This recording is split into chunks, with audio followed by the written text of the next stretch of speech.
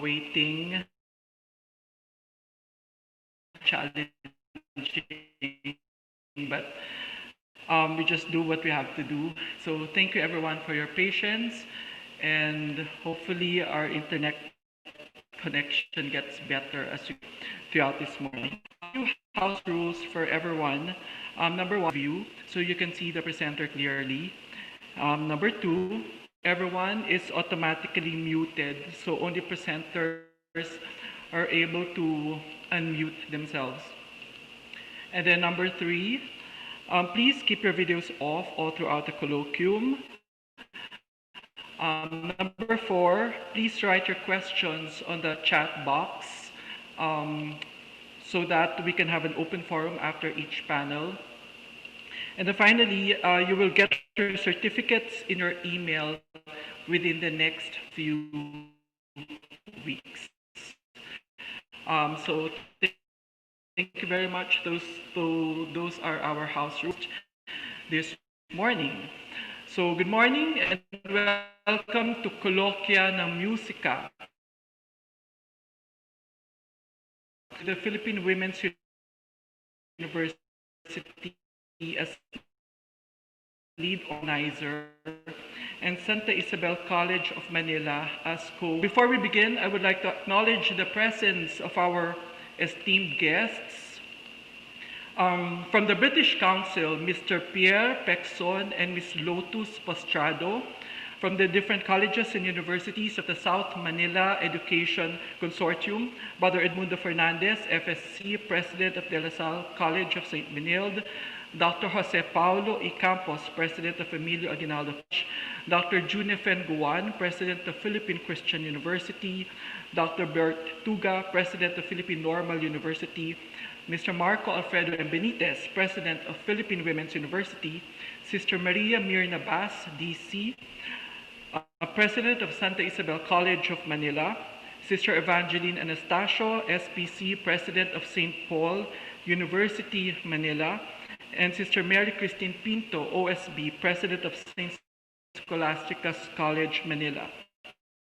And of course, fellow administrators, factions from all over the Philippines who are here this morning. We have students, faculty from Luzon, Visayas, Mindanao. We also have students watching from China and Africa. And I'd also like to acknowledge two representatives of the Universidad Católica San Antonio de Murcia in Spain, Ms. Carolina Carillo, Enrollment and Marketing Manager, and Mr. Paul Chan Wei Ti, Managing Director for Partnership and Strategy. And I'd also like to acknowledge the presence of Mr. Michael Paseño, Academic Chair of the Liceo de Cagayan, Mr. Jerry Manlapas, Dean of the School of Nursing of the Emilio Aguinaldo College, Manila, Mr. Ben Brillantes of the University of the Visayas, and Ms. Cheryl Ann De Dios, Chair of the Music Department of the Adventist University of the Philippines. So welcome everyone. We hope you join us for the rest of the morning. And I would like to call on Dr. Julie Green of Santa Manila for her invocation.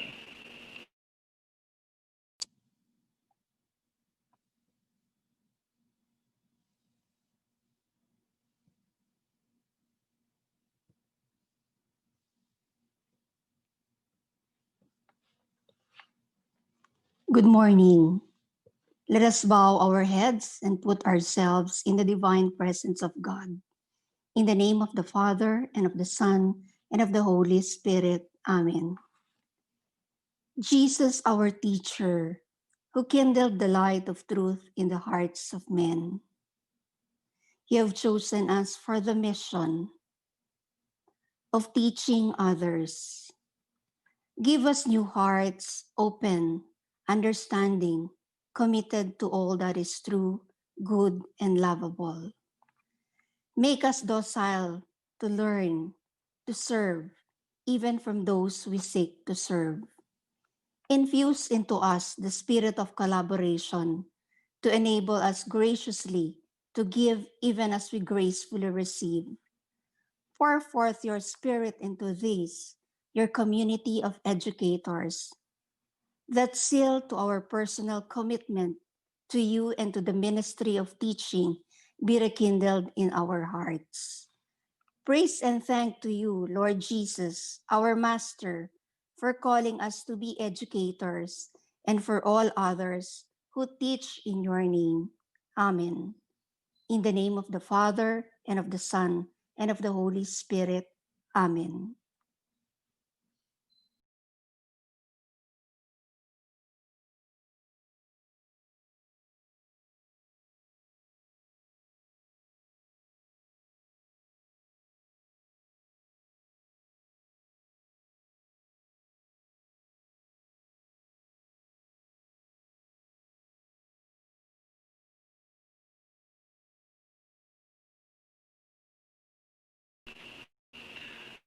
Let's all please rise for the national anthem.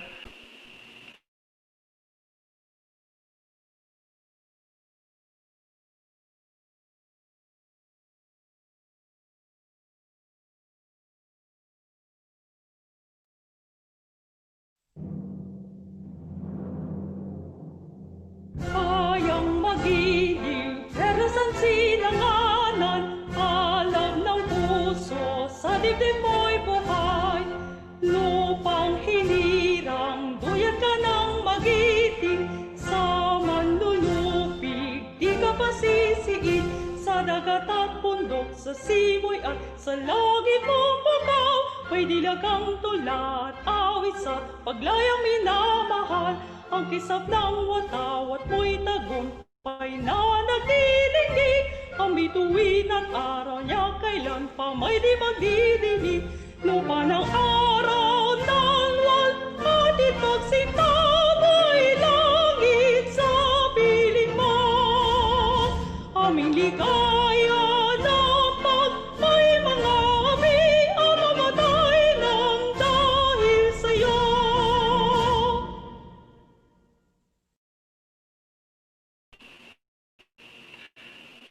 All please be seated.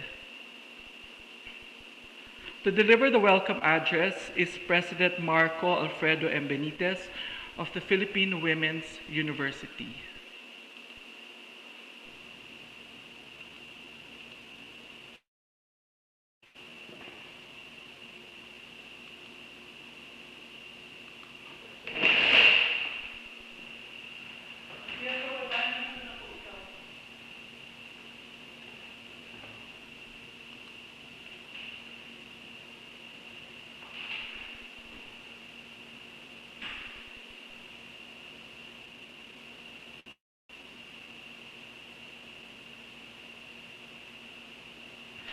Father Marcelo Manimtim, Brother Dodo Fernandez, Brother Ray Suplido, President Chichoy Campos, Attorney Bobby Laurel, President June Gawan, President Bert Tuga, Sister Maria Mirna Bas, Sister Maria Evangeline Anastasio, Sister Christine Pinto, Chancellor Menchit Padilla, members of the SMEC Research.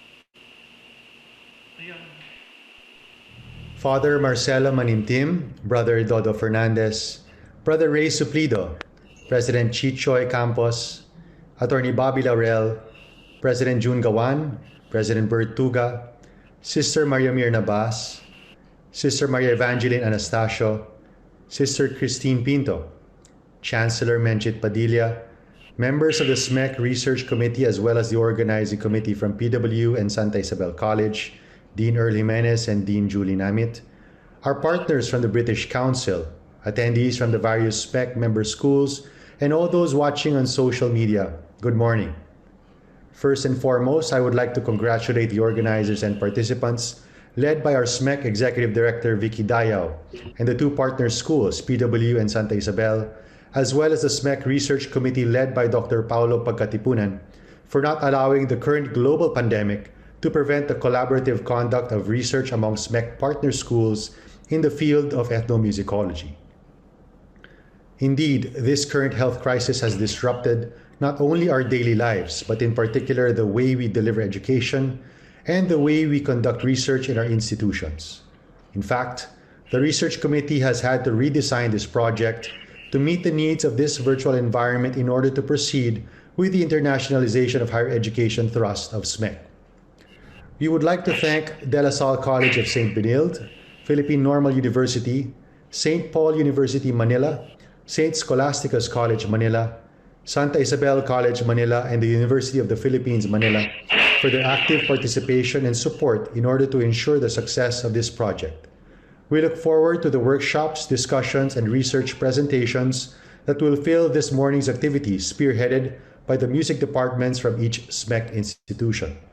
We would also like to thank our partners from the British Council who, despite these challenging times, have continued to express their support for SMEC and the collaborative projects that were planned as a result of the SMEC UK visit in 2019. Today's Kolokiya ng Musika is the second major virtual event spearheaded by SMEC to continue to promote collaboration, sharing of best practices, and research initiatives among SMEC member schools in spite of COVID-19. The previous mini colloquium organized by the Hospitality Management and Tourism Programs and led by De La Salle College of Saint Benilde and St. Scholastica's College Manila was a big success. With today's event, it is our firm hope that we will be able to spur further collaborations among SMEC schools and our UK counterparts through the British Council in the field of ethnomusicology or the study of music in its social and cultural contexts. In particular, we look forward to possible collaborations on research and creative productions among the member schools. So diverse and multidisciplinary is the field of ethnomusicology that a better understanding of the music of a certain community ultimately leads to a better understanding of their culture. And this better understanding of each other's culture is one of the overarching goals that we hope to achieve for the Consortium and the UK counterparts we hope to collaborate with in the future. Thank you once again to all of our organizers and participants, and I wish you all a safe and productive morning.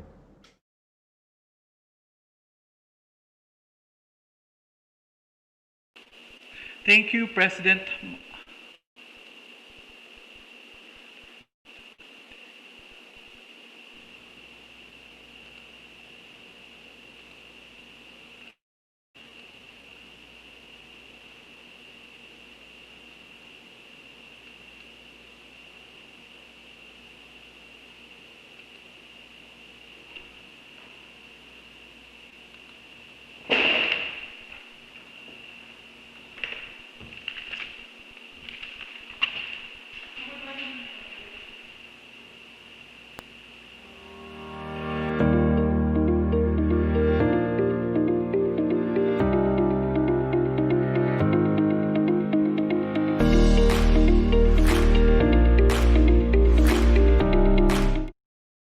Opening remarks, let me mention that today's colloquium has 4 panel presentations: soundscapes, heritage and conservation, music instruments, and ethnomusicology and music education.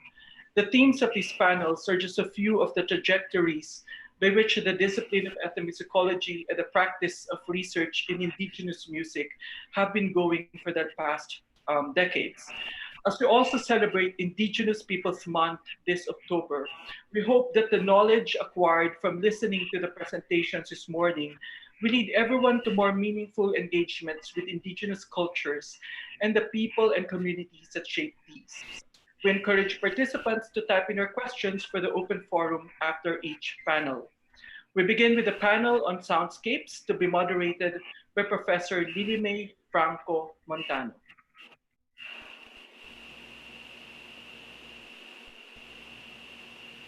Good morning to all our participants. Our first speaker is Mrs. Jane Mahipus, who is the coordinator of Cultural Affairs of the Conservatory of Music of Santa Isabel College of Manila. Her paper is entitled Tawid, Isinay Songs of Isabelo Leal Gonzalez. Let us all welcome her.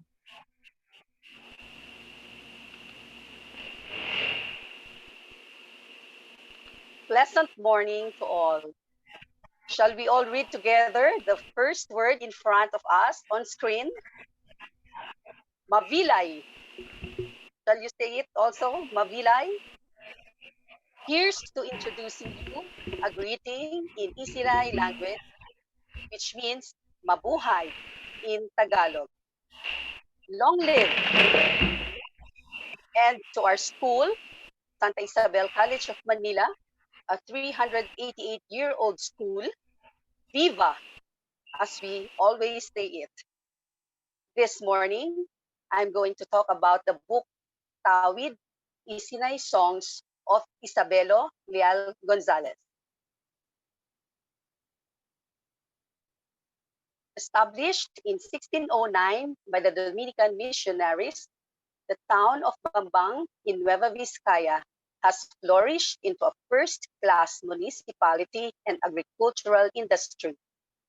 Bambang is located in the northern part of Luzon in Cagayan Valley, approximately 305 kilometers from Manila.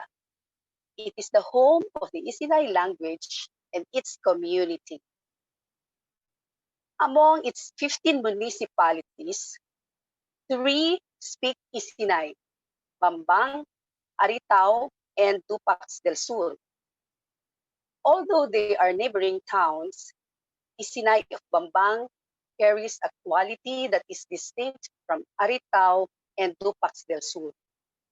However, later years saw the dwindling of the Isinay language. It became just a part of the Isinay household. It is overwhelming and surprising to note that Filipino anthropologists have categorized the Isinay language as critically endangered, at risk of extinction, using the scale formulated by UNESCO, United Nations Educational, Scientific, and Cultural Organization Ad Hoc Expert Group on Endangered Languages. According to UNESCO, a language is endangered when parents are no longer teaching it to their children and it is no longer being used in everyday life. The awareness of the crucial state of the Isinay language was one important topic during the second Isinay Summit in 2015. This led me to collect, transcribe, and document songs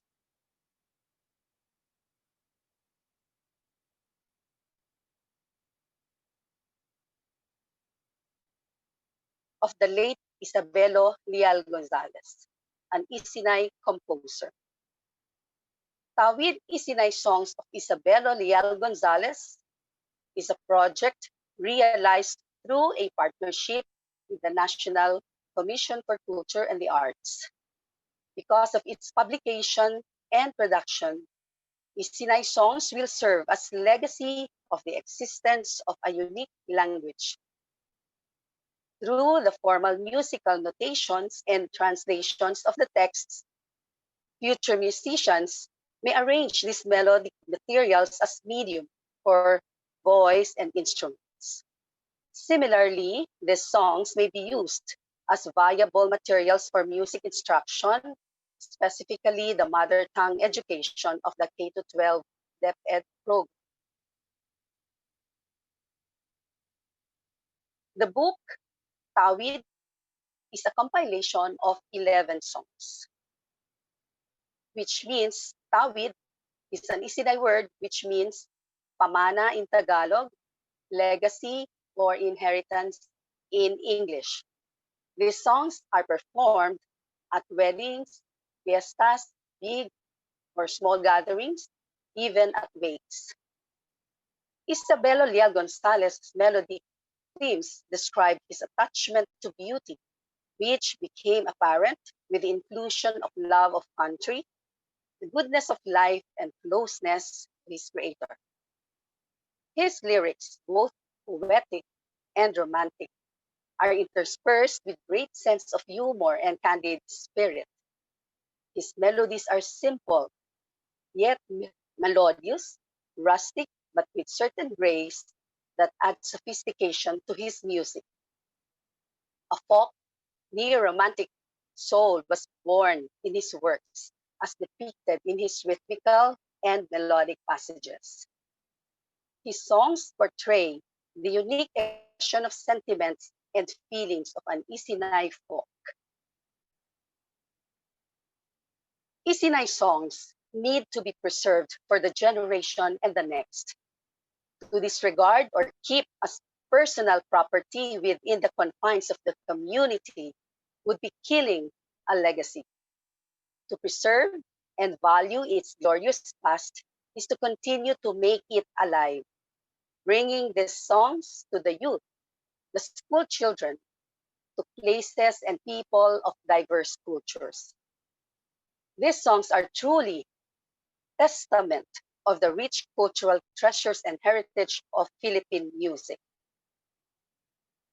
We shall now listen to my resource persons of Tawid Isinay songs of Isabelo Gonzalez, the Isinay community of Bambang Nueva Vizcaya, headed by its president, Dr. Albert Guyong Bangunan, as they sing Ar Sipan Uwar.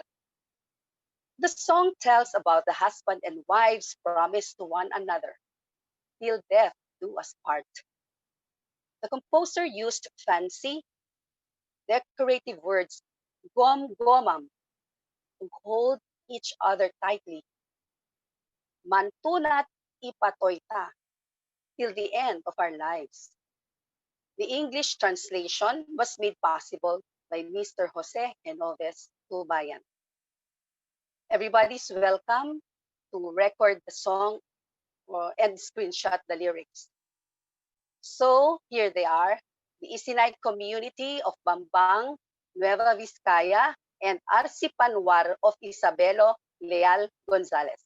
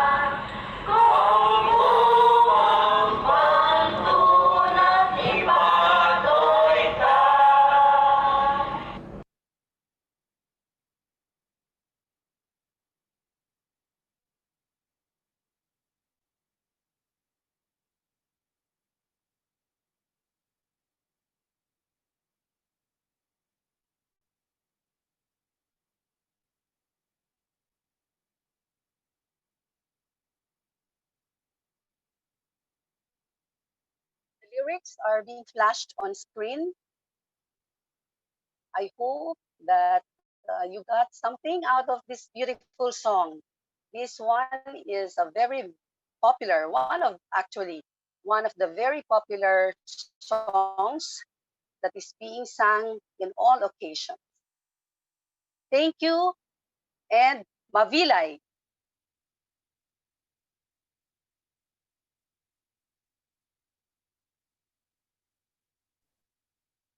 Thank you very much, Mom Jane, for that enlightening presentation about Isinay culture and music.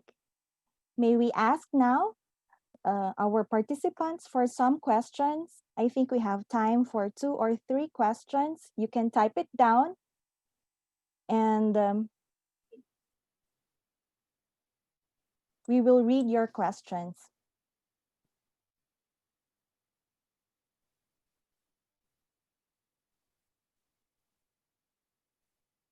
All right, as we wait for some questions to be written down, Mom Jane, I'll ask the first question.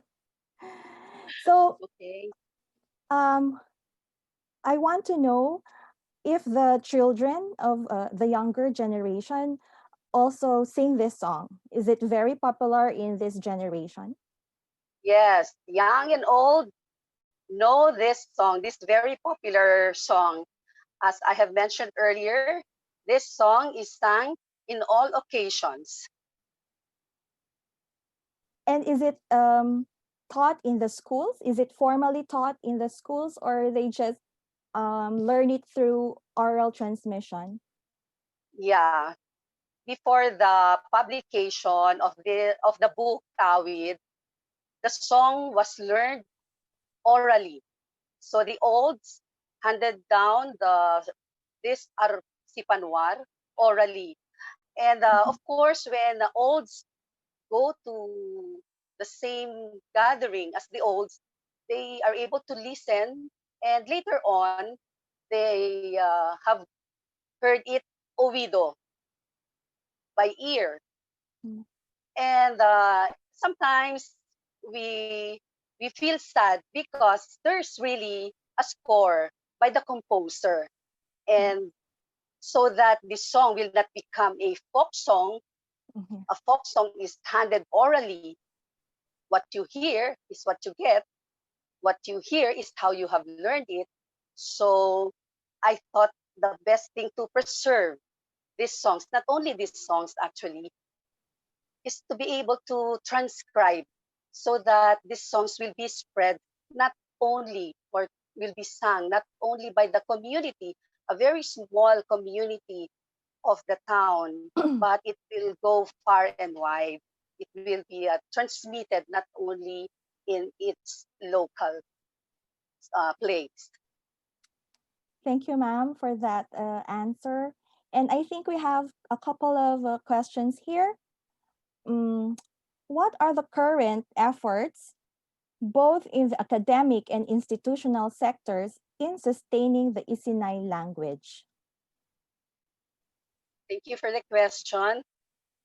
During summer, we gather, or a group of East Sinai folks, those really devoted to preserving the language. They gather the school children and teach them the whole of summer vacation. They gather these children and teach them the language, how to pronounce correctly the language, because the language also has it's alive, and so you Mhm. have to teach it well, the pronunciation, the phonetics probably. You have to pronounce it well so that it will really look like it will really be heard as Isinay, very unique from other Isinay towns. Another thing is the summit. It's a gathering of Isinay folks, actually the three towns, Aritao, Dupax del Sur, and Bambang. I was blessed to to attend the second Isinay Summit in 2015, and witnessed how a great effort of preserving, of Mhm. reviving the Isinang language in that gathering. Mhm. In schools, because of the presence of the mother tongue education in Bambang, although it's dominated by another language, Isinay has to be taught at least the songs. These are the venue, no? This is the venue for all the songs to be taught in order that it will be alive, it will be preserved up to the next generation. Yes, ma'am. So, in line with what you are saying, there is a question here that says she's wondering how MTBMLE teachers are using these songs in their classes. So, I think you've mentioned a little of it. You can always integrate it in all of the subjects, especially music. Mm-hmm. If, for instance, RC Panwar is taught in music, a lot of musical elements are present. The rhythm, form, the melody. So you can always integrate it. It becomes part of the lesson. It will always be a part of the lesson. In, for instance, in Christian living, in religion, you can always you can always integrate it as to the values that can be driven from the song. Yes, thank you. And I think there's one last question here, ma'am. Are all Isinay music unaccompanied or they also have instrumental music? Oh, this one, actually all songs, I think were intended unaccompanied. But Mm-hmm. of course, the modern day music that we have, we always what you call this, uh, accompany the songs not only for our enjoyment, but it's another type of entertainment, and it's different also if you just sing it without it unaccompanied. So it may be accompanied by a keyboard, string instrument, guitar, maybe the most common in the provinces. So these songs may be unaccompanied or accompanied. But in gatherings, as I mentioned earlier, in fiestas and whatever instrument is there to accompany the song adds beauty, it adds color as you sing it. Okay, thank you, ma'am. There's one more question here. I think we still have time. Maybe just a short answer. Are there also other composers of Isinay songs? If yes, why is Isabelo Leal Gonzalez the focus of your effort in preserving this particular facet of Isinay culture? This is a question from Ricardo Abapo. Thank you. Firstly, Isabelo Leal Gonzalez is more than 100 years old. The late Isabelo Gonzalez. So I chose his music because it's all in YouTube. Everybody singing the songs, but it was never published. It was never written. If there were music scores that were written, they were nowhere to be found. Mm, So that was the first thing I did to preserve the songs through a written document. There are young, budding Istinay composers, but still the works that adapted or original compositions should still be written, not just handed down orally. This thing here, if it's going to be written, then it will last. It's going to be preserved without any notation or nothing, no transcription, no document, no hard copy. Then the song might have a different color later on. It's not the original song that the old folks, no, that the olds have learned. So it has mhm. to be really transcribed. And this Tawid here, I think it's a pioneering work. There has never been any published Isinay composition. If there's any, I think it's only, as far as I can remember, it's only the lyrics that are written. And how can you know? How can we teach this to the coming generation if there are no notations, no symbols at all? So these transcriptions, and I would encourage the young Isinay musicians to really learn how to write down not only the lyrics or not just using the YouTube as means, because it will just be heard, and if it's going to be just orally handed, it's Uwida style. Again, in some parts maybe there might be what you call this, it won't be sung the way the composer would like to be sung by a group or a Yes. singer. Thank you. Thank you, Ma'am Jane, for that enlightening music and culture of the Isinay. And I would like to acknowledge a comment here by Albert Bangunan that there is now a program of the Nueva Vizcaya provincial government sponsoring summer Isinay classes for the last 5 years. So I think that is the good effort of the researchers like you, ma'am, and our local government to really enhance the dissemination of our cultural heritage. So thank you very much, Ma'am Thank you Jane too for the Mahipus, opportunity. yes, for that very enlightening paper presentation. So I think we are now ready for the next panel. Folk songs have provided a rich resource for choral music, with many arrangers receiving recognition for their arrangements and many choral groups earning acclaim for their performances. Let's welcome the Philippine Normal University Chorale under the direction of Professor Luz Biminda Modelo in their performance of an arrangement of a Visayan folk song, Nonot Kamo Kanako.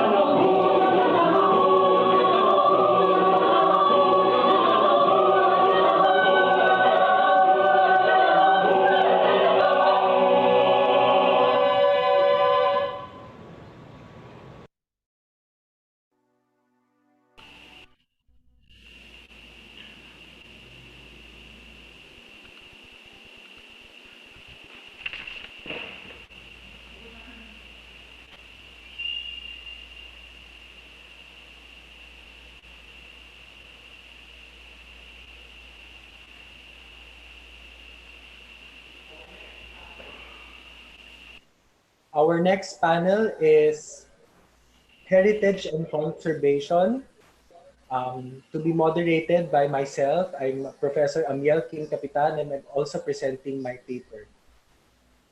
In this panel, we have two papers. My paper on the sustainability of Aita Magbukon music, and the paper of Professor Lily May Franco Montano on the village life, transformation, Ifugao music, and society in the 21st century.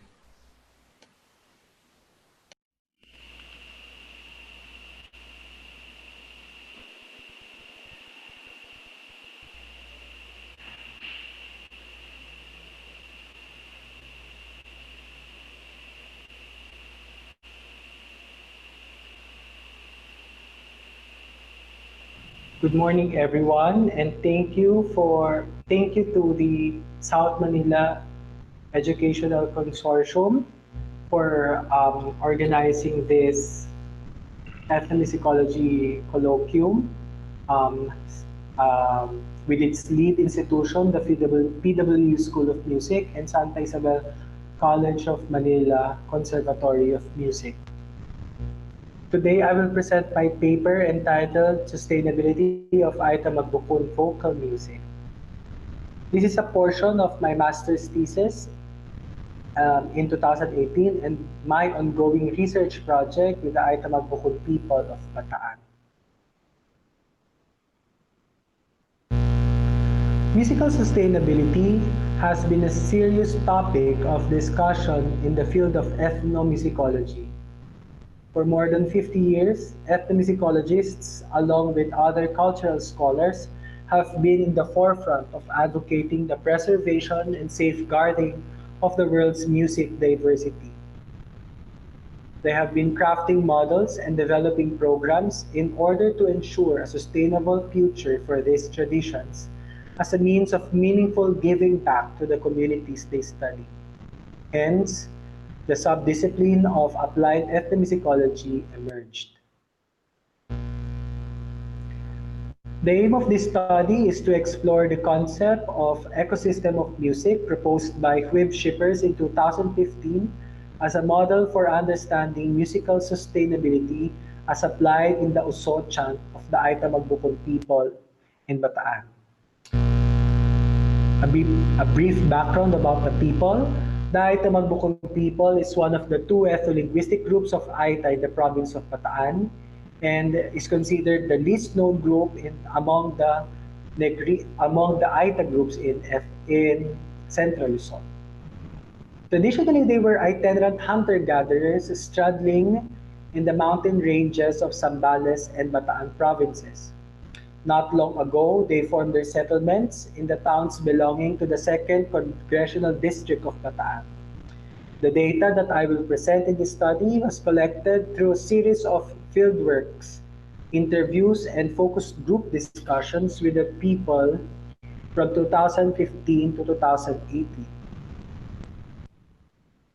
Here is an example of the Uso.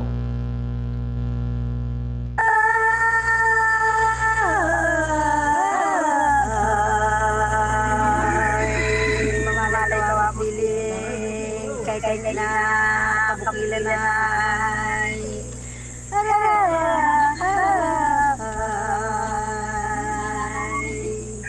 away malayapan nung makamit ang away ta tigay kay minimiti ay sana sakali tayo mapapakayay amin na lang mga away kay hiluman taw-tawang taga-manaway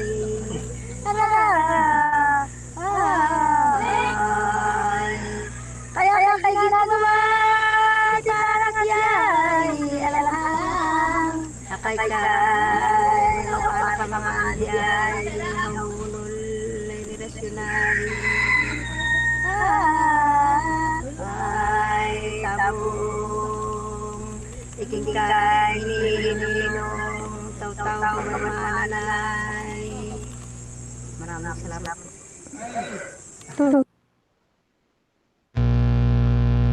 The Ecosystem of Music by Huib Shippers. The ecosystem of music framework suggests that the music is like an organism or an organism. As an organism, it has a capacity to live, transform, adapt, die, and more become sustainable.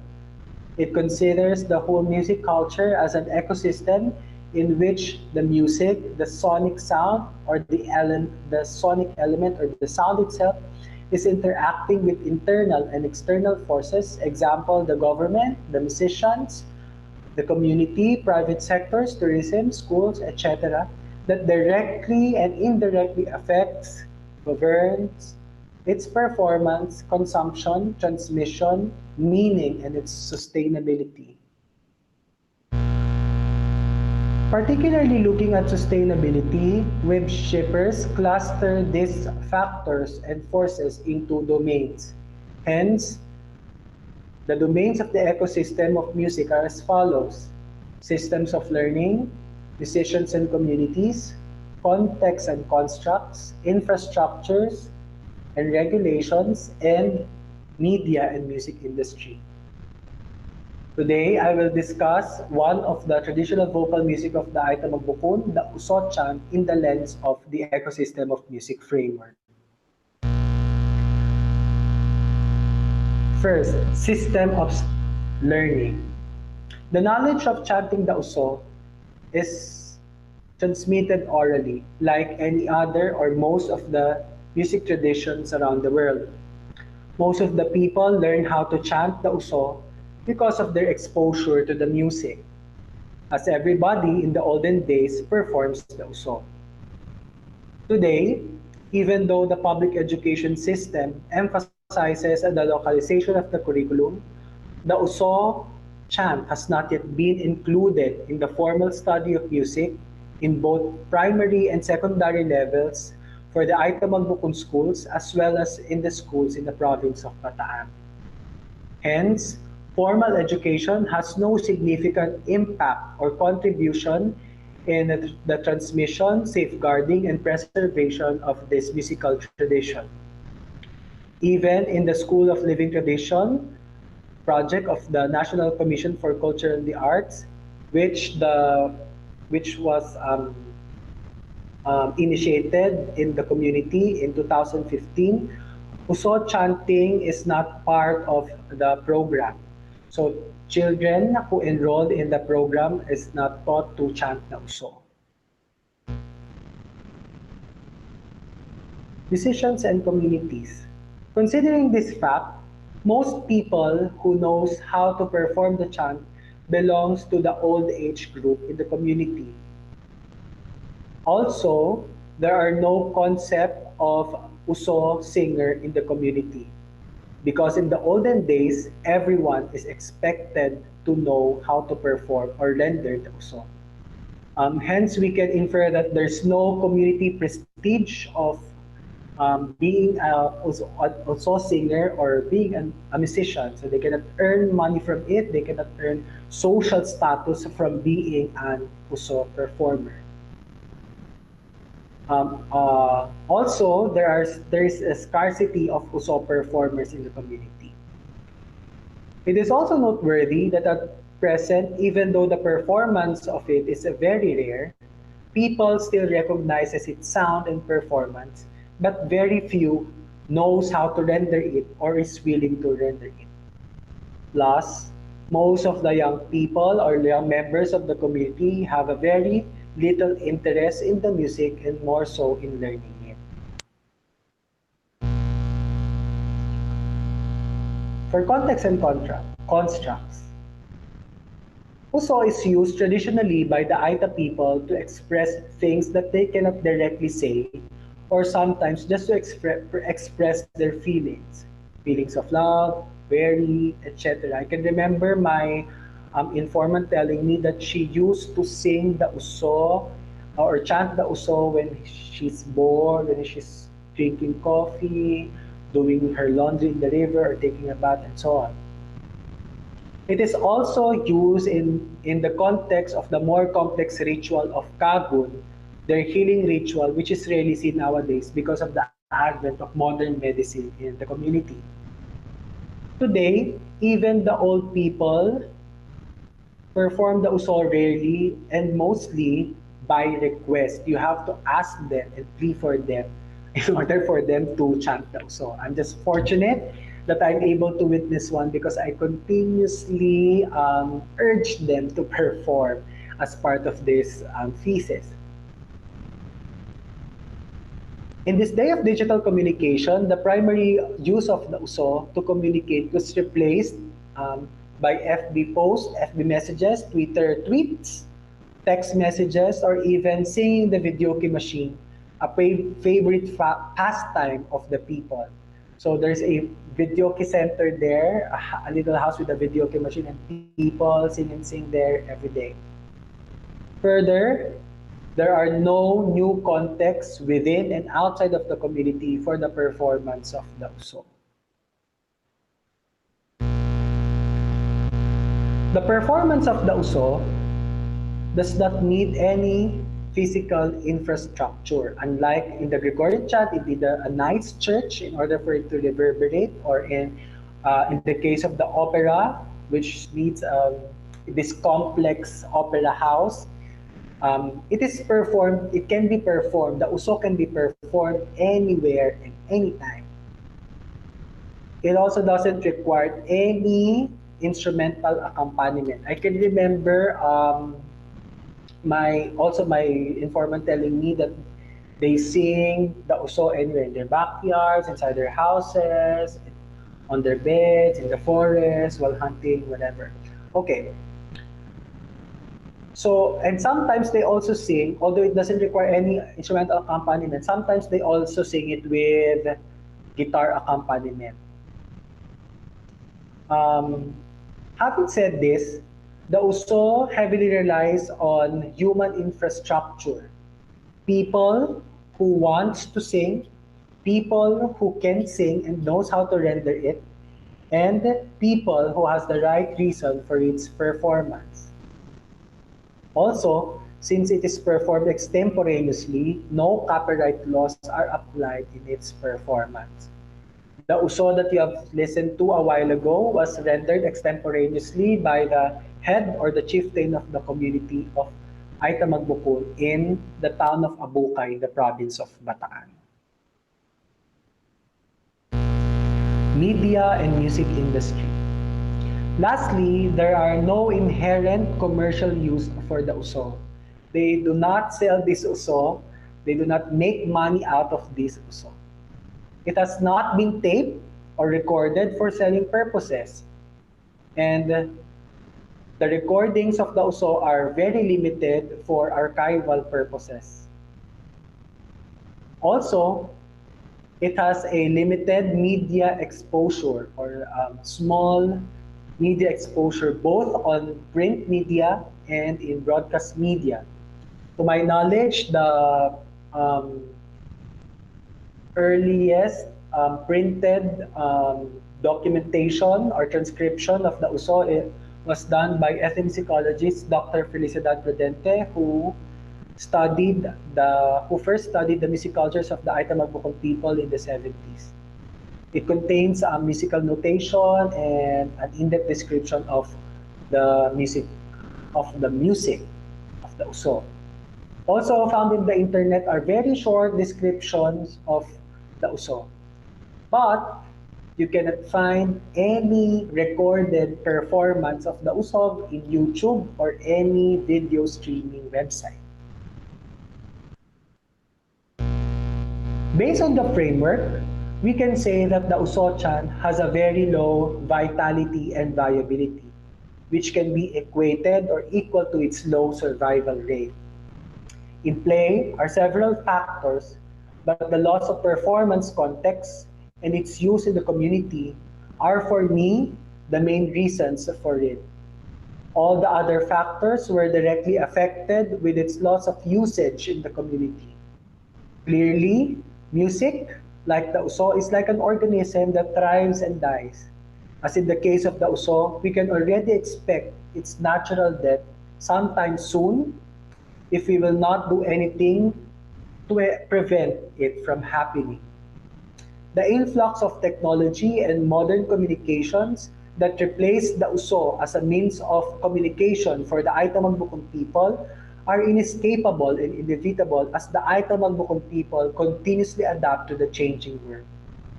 Nevertheless, it is not yet late to cultivate the cultural land to encourage the resurgence of the musical practice. It's just a matter of doing it the right way.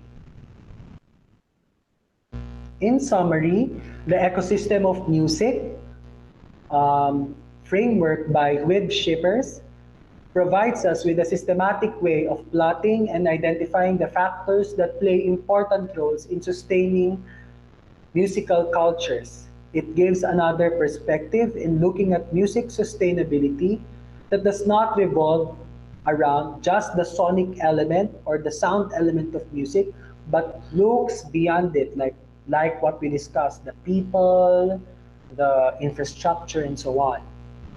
The exploration of the sustainability of Uso chant in the lens of the ecosystem of music is a potential foundation for crafting and developing programs to forge its sustainable future.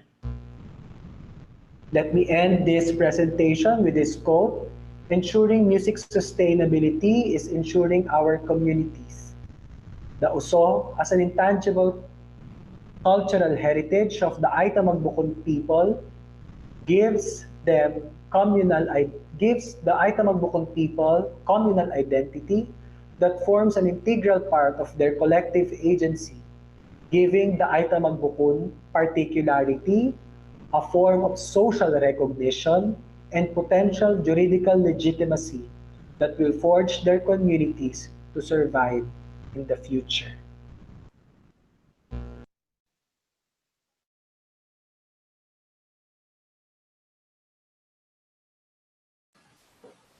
Our next presenter is Professor Lily May Montano of the Philippine Women's University.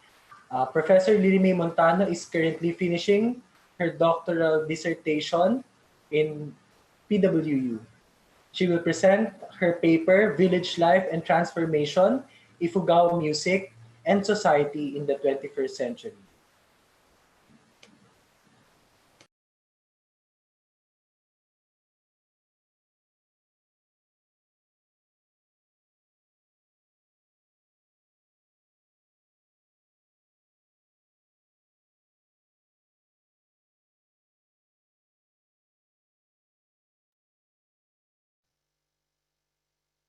Good morning, everyone.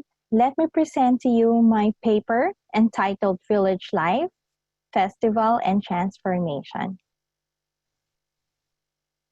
Ifugao communities respond to the pressing challenges of contemporary life as traditional ways and beliefs continue to coexist with modern ways of living in the 21st century. Ifugao practices, customs, and cultural activities, including music as essential today, are supported by various social units such as the family, barangay, and municipality. Significantly, an Ifugao family continues to assert its responsibility as in the old days by sponsoring social and agricultural rights.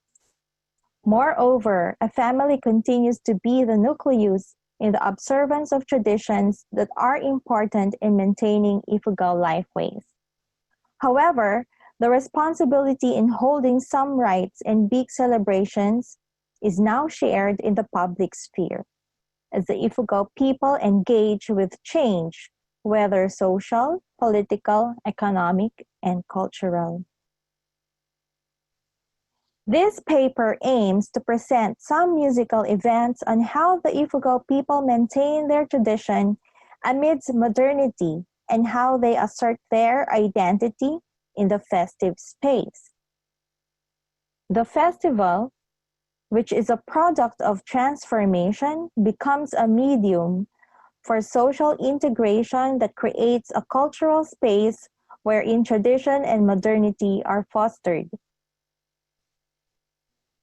I have done fieldwork in Banawe in two phases. First, during summer months of 2002 to 2005. And second, periodic events from 2012 to 2018. Lito, my informant, and I went to every event possible to document music making with gong playing and singing. We went to weddings, funerals, rituals, and festivals. My fieldwork was most of the time very spontaneous as I waited for music-related events to happen. My fieldwork entailed participant observation and socialization as key in building relationships. There are two main aspects of Ifugao culture: the welfare rights for rice and the welfare rights for man. The figure shows a periodic diagram with 4 stages in the production of rice from preparation until after harvest time. Welfare rights for rice has 3 major fixed points. When planting is over in the whole community, this season is known as Munurpi. It is marked by a Thanksgiving celebration constituted by a ceremonial rite with the singing of Bartung. A hitulu or harvest season comes when the rice is ripe, full and ready for harvest. This is marked by a ceremonial rite called Mulvotoan with hangar singing and gong music. These are traditions maintained by the households. Let me show you an excerpt in the village context of an Urpi ritual. Midnight on Haguarite in me when I Prakata kayo no kamai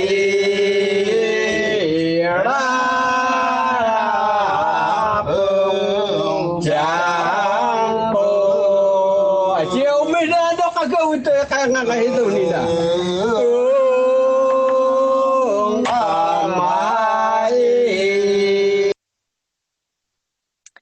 Another village ritual, this is an excerpt of a Munvotoan ritual.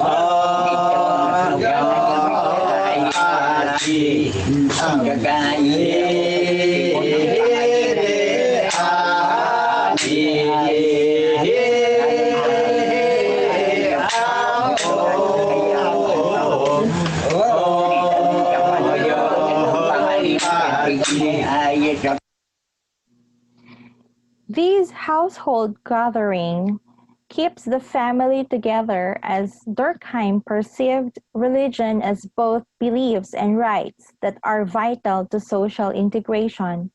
These activities are social interactions that create a pool of memories with the Mumbaki, ritual specialist, that acts as a main culture bearer.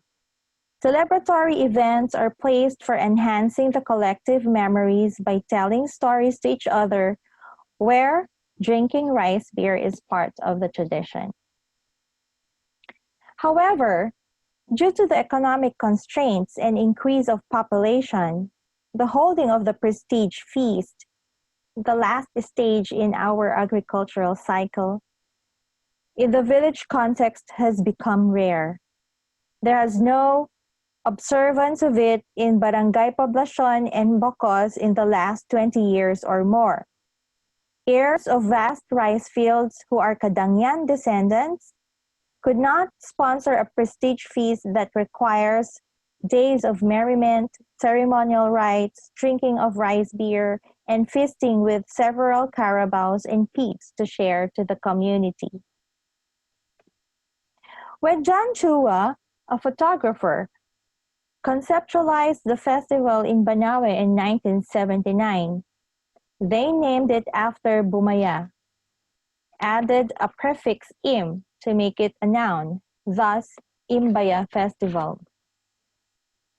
This facilitated the comeback of the communal festivity since the last time it was observed after the American occupation.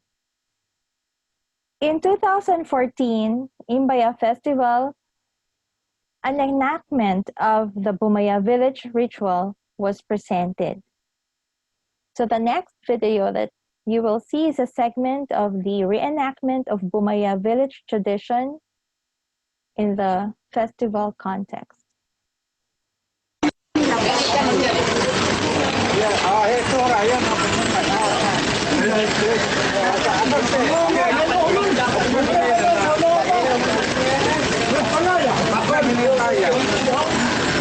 All right, they will now perform the support opalan or the opal. They are going to crush the sugar cane and they will extract the juice that will be used to dilute the wine because we did not have sugar before. We will get the sugar from the sugar cane and this is the way for our to produce sugar.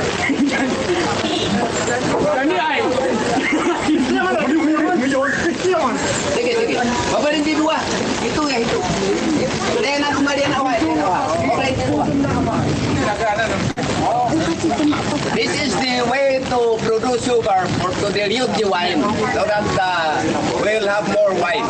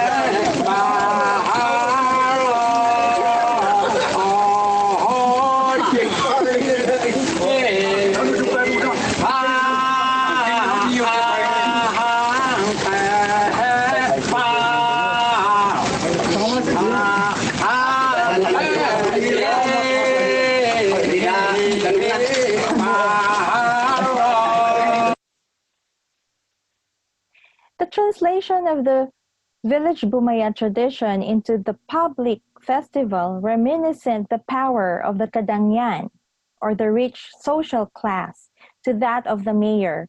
By allotting local funds, the mayor perpetuates the observance of the tradition by providing a grand feast for the community in the context of Imbaya Festival. In this case, festival can be viewed as an affirmation of the mayor's social prestige and political power, and by extension also maintains his authority to host the festival.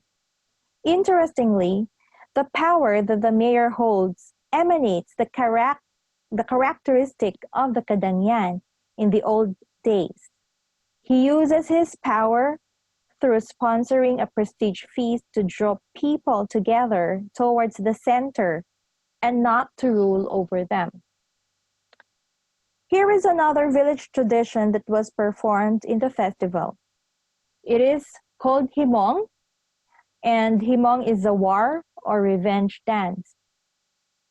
Now, ladies and gentlemen, the next presentation is the Himong. Himong means war dance.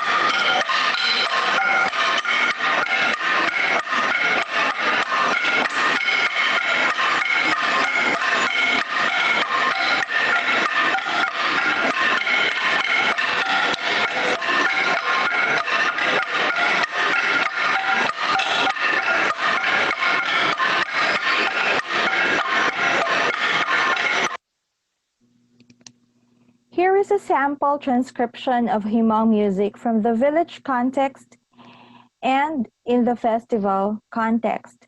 It shows that the character of interlock remained constant in both renditions.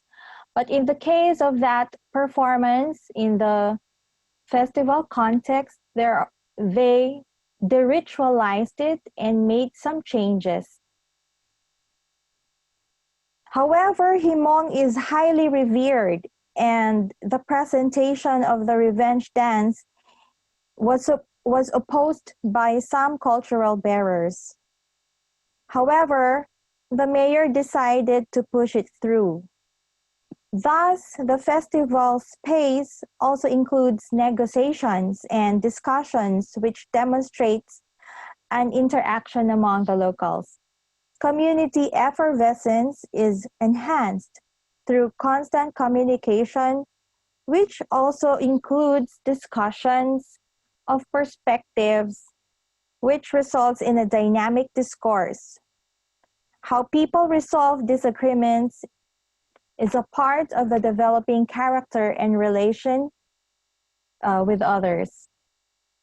There is also a sense of solidarity that developed by supporting the projects of the local government.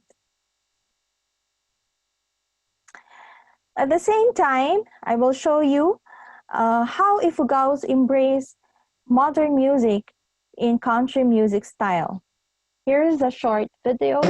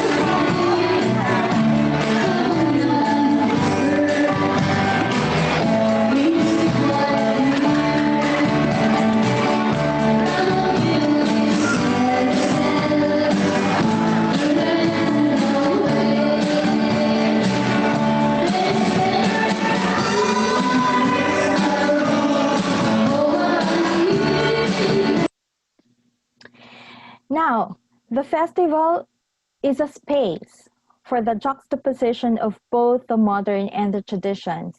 So as you can see in the video, there is also modern music that they also like to play and sing, which is the country music style. So now, the integration of village traditions like Imbaya, Urpi, and Himong in the modern context, such as festival, shows that the ritual substrate can find a place in modernity. It is primarily an event for locals to relive a diminishing Ifugao tradition of Bumaya, or the Kadangyan class.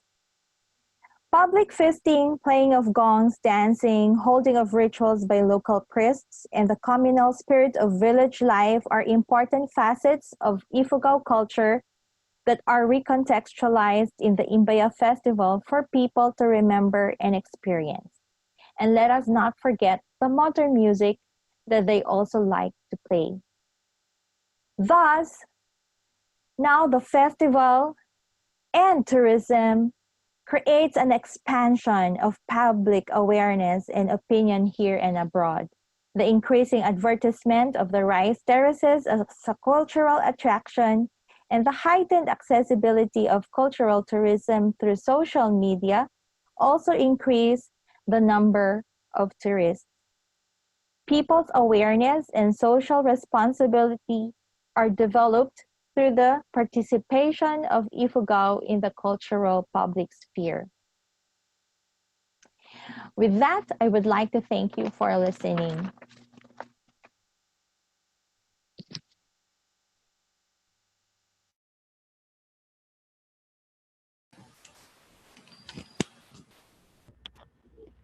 Thank you, Professor Lily May Montano. Before we go to the open forum, let me acknowledge our guests from Spain, Carolina Carillo and Paul Chan Weiti from the Universidad Católica San Antonio de Murcia. So the floor is open for your questions. You may type your questions in the chat box. So I received one question here from Mr. Erfe of PNU. Are there any plans to help preserve this beautiful music? Thank you, Mr. Erfe, for that question. Right now, there are plans of ensuring the sustainability of Aita Magbukun vocal music, but they started with their language. So just recently, a language preservation house opened in the community of Aita Magbukun in Bataan. So there are a lot of programs that is targeted to the preservation of and sustainability of the music. Other questions?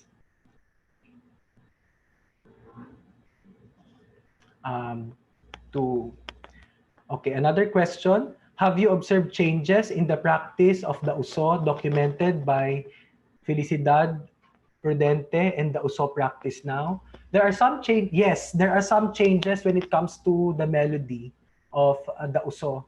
And also to note, the USO documented by Dr. Felicidad Prudente was the USO from Limay, a town which is like 3 towns away from where I did my fieldwork. So there's a difference in the melody, but they consider it both as USO. Are there any more questions? Thank you for the comments. Comments from our friends and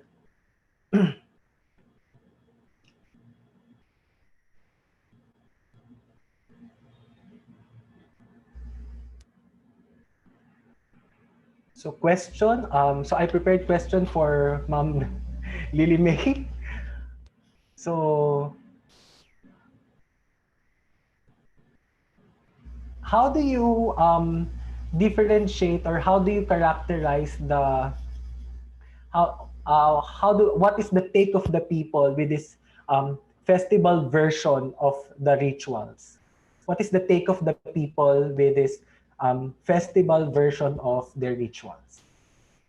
Actually, as I observe, they are very accommodating because I think they find the festival as a platform for them to stage their traditions, because their first priority is to educate the young generation and also the tourists. However, there are certain traditions that are revered, and like the Himong revenge dance, that some cultural bearers wanted not to perform it on the stage.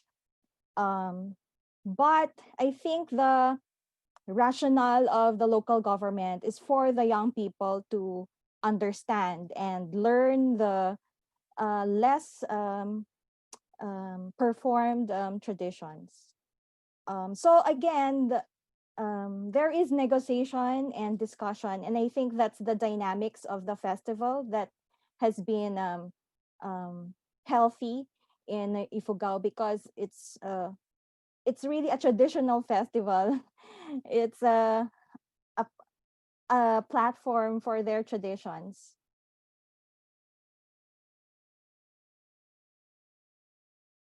Thank you, Professor Lilime, for that answer. Are there more questions? From Mark Tolentino, what is the status of Ifugao music as of this time? Is the generation still willing to embrace this kind of music despite of the influence of pop and other genres? All right. I think some of the music are forgotten because of like what Sir Amiel was talking about later, when the function of the instrument um, is not in use anymore. Like for example, their bamboo flutes used for courtship. They don't court with bamboo flutes anymore. So there is a tendency that they forget, not die out, but just forget. There should be a stimulation of the memory so that they will regain the remembrance of the tradition. So the very popular musical traditions are the gongs, and of course the rituals that are really entailed in the agricultural cycle and the welfare rights for man. But some of the musics like ungiyong, the bamboo flute, and juice harp, the biung, it is now seldom played because of that fury of forgetfulness.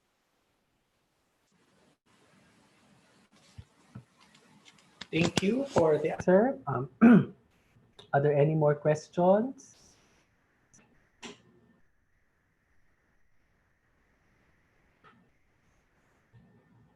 None?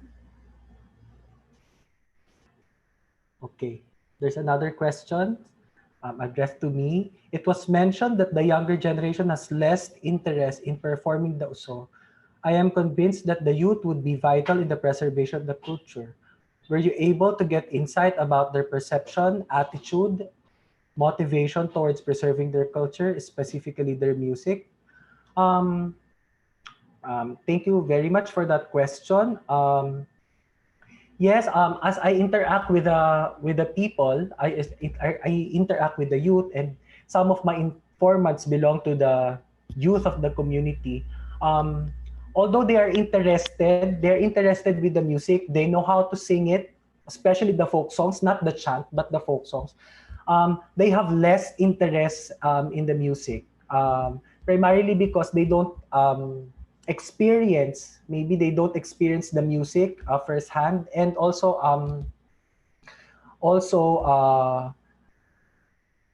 they love, or they used to communicate through yun, they used to communicate through FB, through Twitter, and so on. I also did some of my interviews was done also in FB. So I think they are very positive, but they lack the the drive to really pursue preserving or safeguarding their traditions. Maybe because there is no, like what I've said in my research, there is no intrinsic prestige in being a musician in the community. There is no concept of uso musician or aita musician in the community. So that's why maybe people, especially the young, doesn't have like the drive or gusto to practice or recover or preserve their tradition. But they know it by heart, and they know it, and they also appreciate their songs.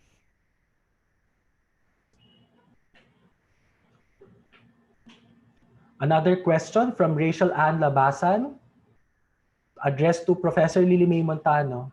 How about in the schools within the community? Are there songs, traditions be taught, especially in contextualized and localized curriculum? Yes, their music is being taught in the schools, especially the dances and the gongs. Um, in their setup, again, the popular music, which is the gong music, and because it is played in every festive occasions, so that is being preserved by disseminating it at the schools. There are children who are very good gong players and dances also. And again, it also re-taught in the festival, wherein children now plays different bamboo instruments inside the context of festival, wherein they sing their folk songs and accompanied by different bamboo instruments. Yes. Okay, thank you for that answer. Okay, let me just also add, because in Ifugao, also in Ifugao music is part of like the hudhud. It's part of the national music curriculum. So this is unlike our in my study with the Aita Magbukun, their chant forms are not yet been so popular in not even in our province, and also more so in the whole country.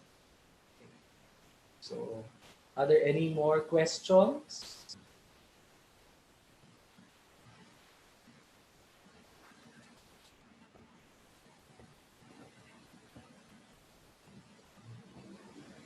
No more.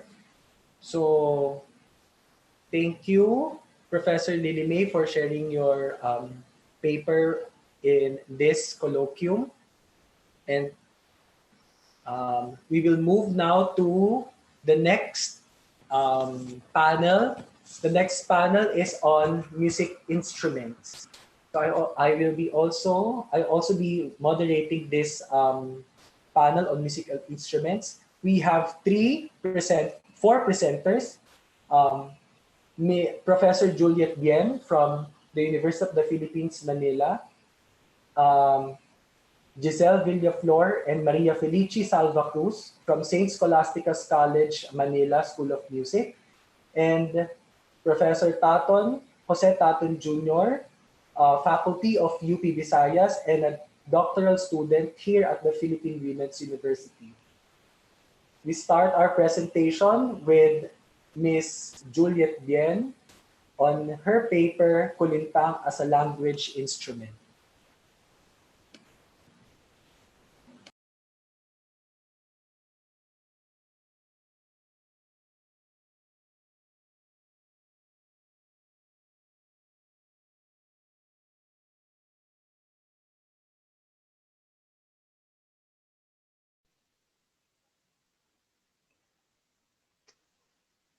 Good morning, everyone. This presentation is a discussion of the Magintanaon Kulintang as a language instrument.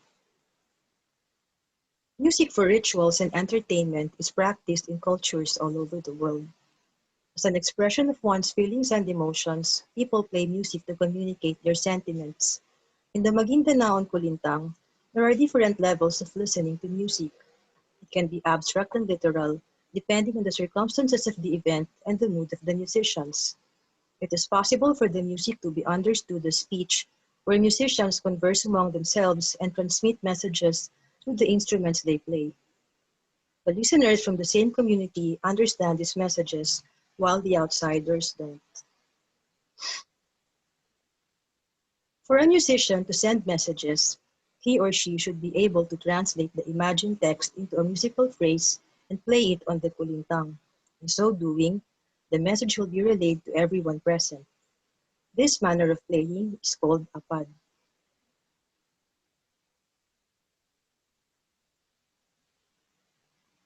Professor Agamayo Butocan, a Magindanaon Kulintang player, is a pioneer teacher who taught university students how to play the instrument. The book she wrote in 1987, entitled Palabuni-Bunyan, is still the undisputed instruction manual used to this day. Occasions for playing. Professor Butocan mentions the following occasions. Number 1, when young musicians want to keep something unknown from their parents. Young musicians use their own secret language played on the gongs when they want to keep something from their parents. Not to be outwitted, their parents will inevitably figure out the message. It should be noted that young musicians are always monitored by older musicians, and if music making becomes inappropriate, the older members of the community will tell them to stop, and the performers will be substituted by another group. Number 2, when a group of musicians are annoyed with other groups of players. This usually occurs during weddings where musicians from other towns play alternately with resident groups. When intimidated by other musicians, those who are currently playing will use the gongs to communicate among themselves why they are annoyed with the other group. Number 3, flirting and courting in secret. A kulintang performance can be an opportunity for a male musician to court a female musician because men and women are not allowed to talk to each other publicly. It is possible for a couple to elope together by communicating with each other through the gongs. Once again, when the message is detected by older members of the community, the performance will be stopped and the new group will play. Number 4, sending a message to a remote listener. The resonance of the gongs will allow the music to be heard from a distance. This manner of playing is usually done by a kulintang player from his or her house. The message will then be heard and understood by the person for whom it is sent. Number 5, wordplay. When musicians are already comfortable with each other, one group will usually outdo the other and the contest begins. In this incident, the kulintang is used to exchange witty messages between groups. Sample improvisation. The video clip for this presentation is about a female kulintang player who says, "I don't like this guy with a see-through butt." In demonstrating this example, Professor Butokan mentions that this is to be understood literally. Apparently, the woman playing the kulintang is annoyed with the male agong player from the other group. Later, when we watch the video, we will find out that the man's jeans are torn from his butt side. The gongs will be used to say that his butt cheeks are seen bouncing through the slits of his jeans and she doesn't like him. Diko Gikalinyan. I transcribed the phrase Diko Gikalinyan amama na napagagong akuang ipuditin as an illustration of how improvisation is done. In this example, the kulintang will imitate the behavior of the phrase when spoken. Then, the higher and the lower gongs will be used to approximate low and high sounds of the voice.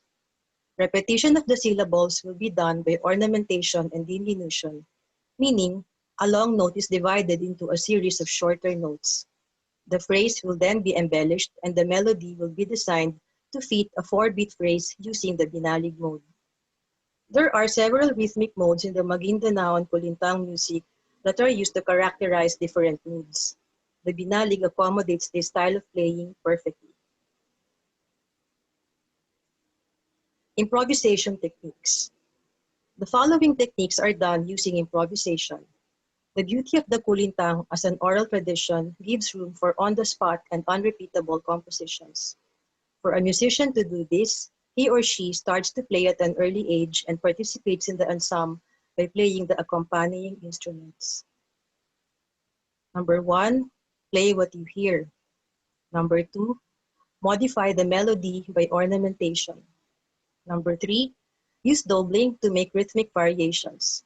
Number 4, break the beat into smaller units. And number 5, add the adjacent gongs when doing rhythmic variations. The video will be played after my presentation. I ask you to be forgiving because it will be a bit wobbly and will run for 4.5 minutes. Later, we will all observe how these methods will be used to create melodies.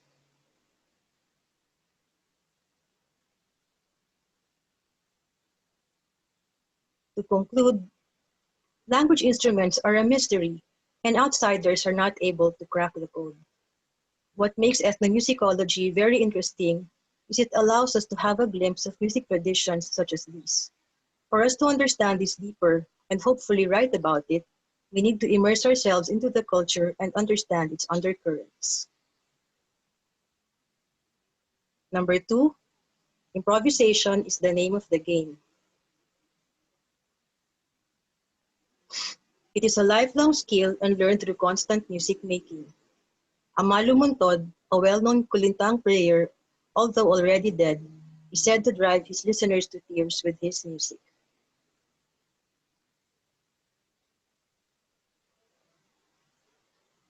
And finally, translating words to music is a higher level of artistry. Only then can one make the gong speak. So later, let's now watch the video, and thank you for inviting me. So in behalf of UP Manila, let's all listen to how the Kulintang speaks.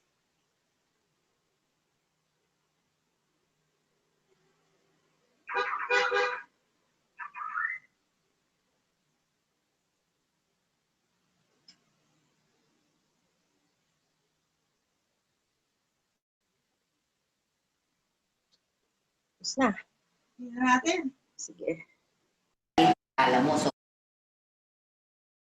sa pagtugtog. Opo. So, naiinis yung mga kababaihan na nagkukulit minsan na naaasiwa sila sa ginagawa niyang parang akala mo sobrang galing. Opo. Ano po ulit yung sasabihin mo? Ang sasabihin niya, sabi niya, di ko kalinya ni mama na nagpagagong kwang ipulitin. Actually, yung kwang na pulit ay yung puwit na butas-butas. Pero ang inaano niya yung pantalon. Oo, parang sige ganito. Po.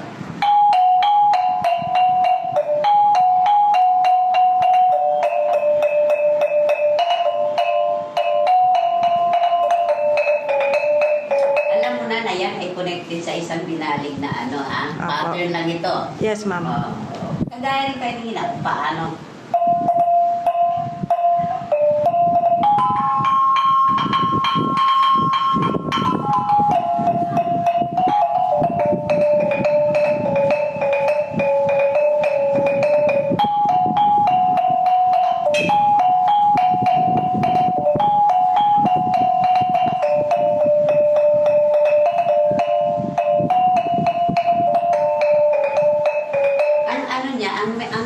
Kanta niya sa ganon, di ko kalinya ni mama na napagagong kwang ipulitin.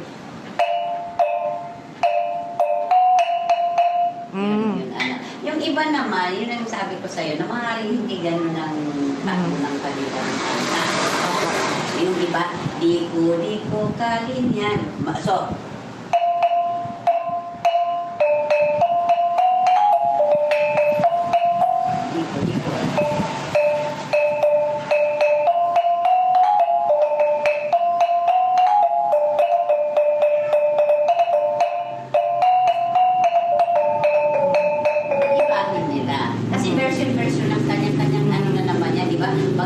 kagaya rin ng mga ibang pagkukulitan na pag narinig mo sa iba, mas maganda ang ganito ang melody.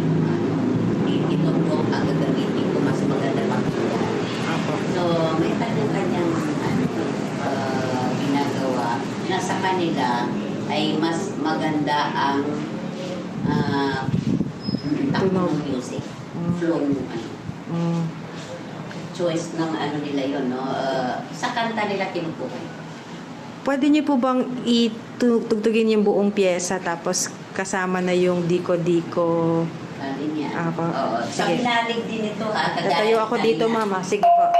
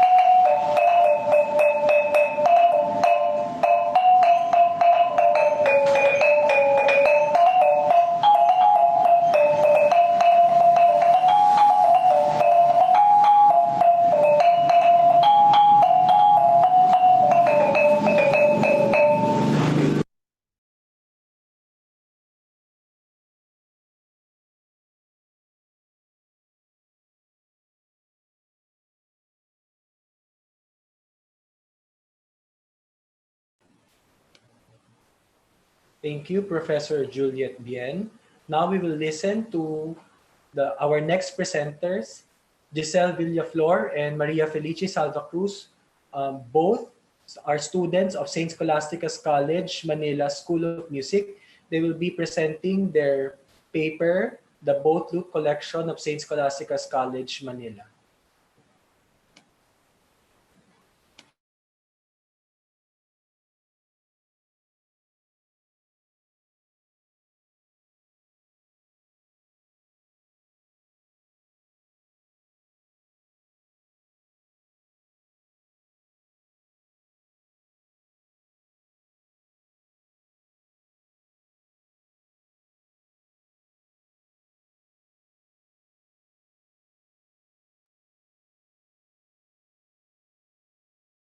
Good morning, everyone, and we will be presenting to you the Boat Lute Collection of St. Scholastica's College, Manila School of Music.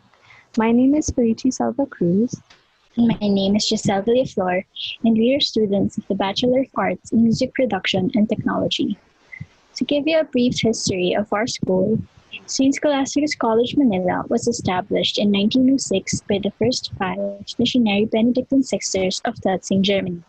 We are a Catholic institution for women that offers grade school, high school, and collegiate education, although we do accept male students in the music, fine arts, and interior design programs.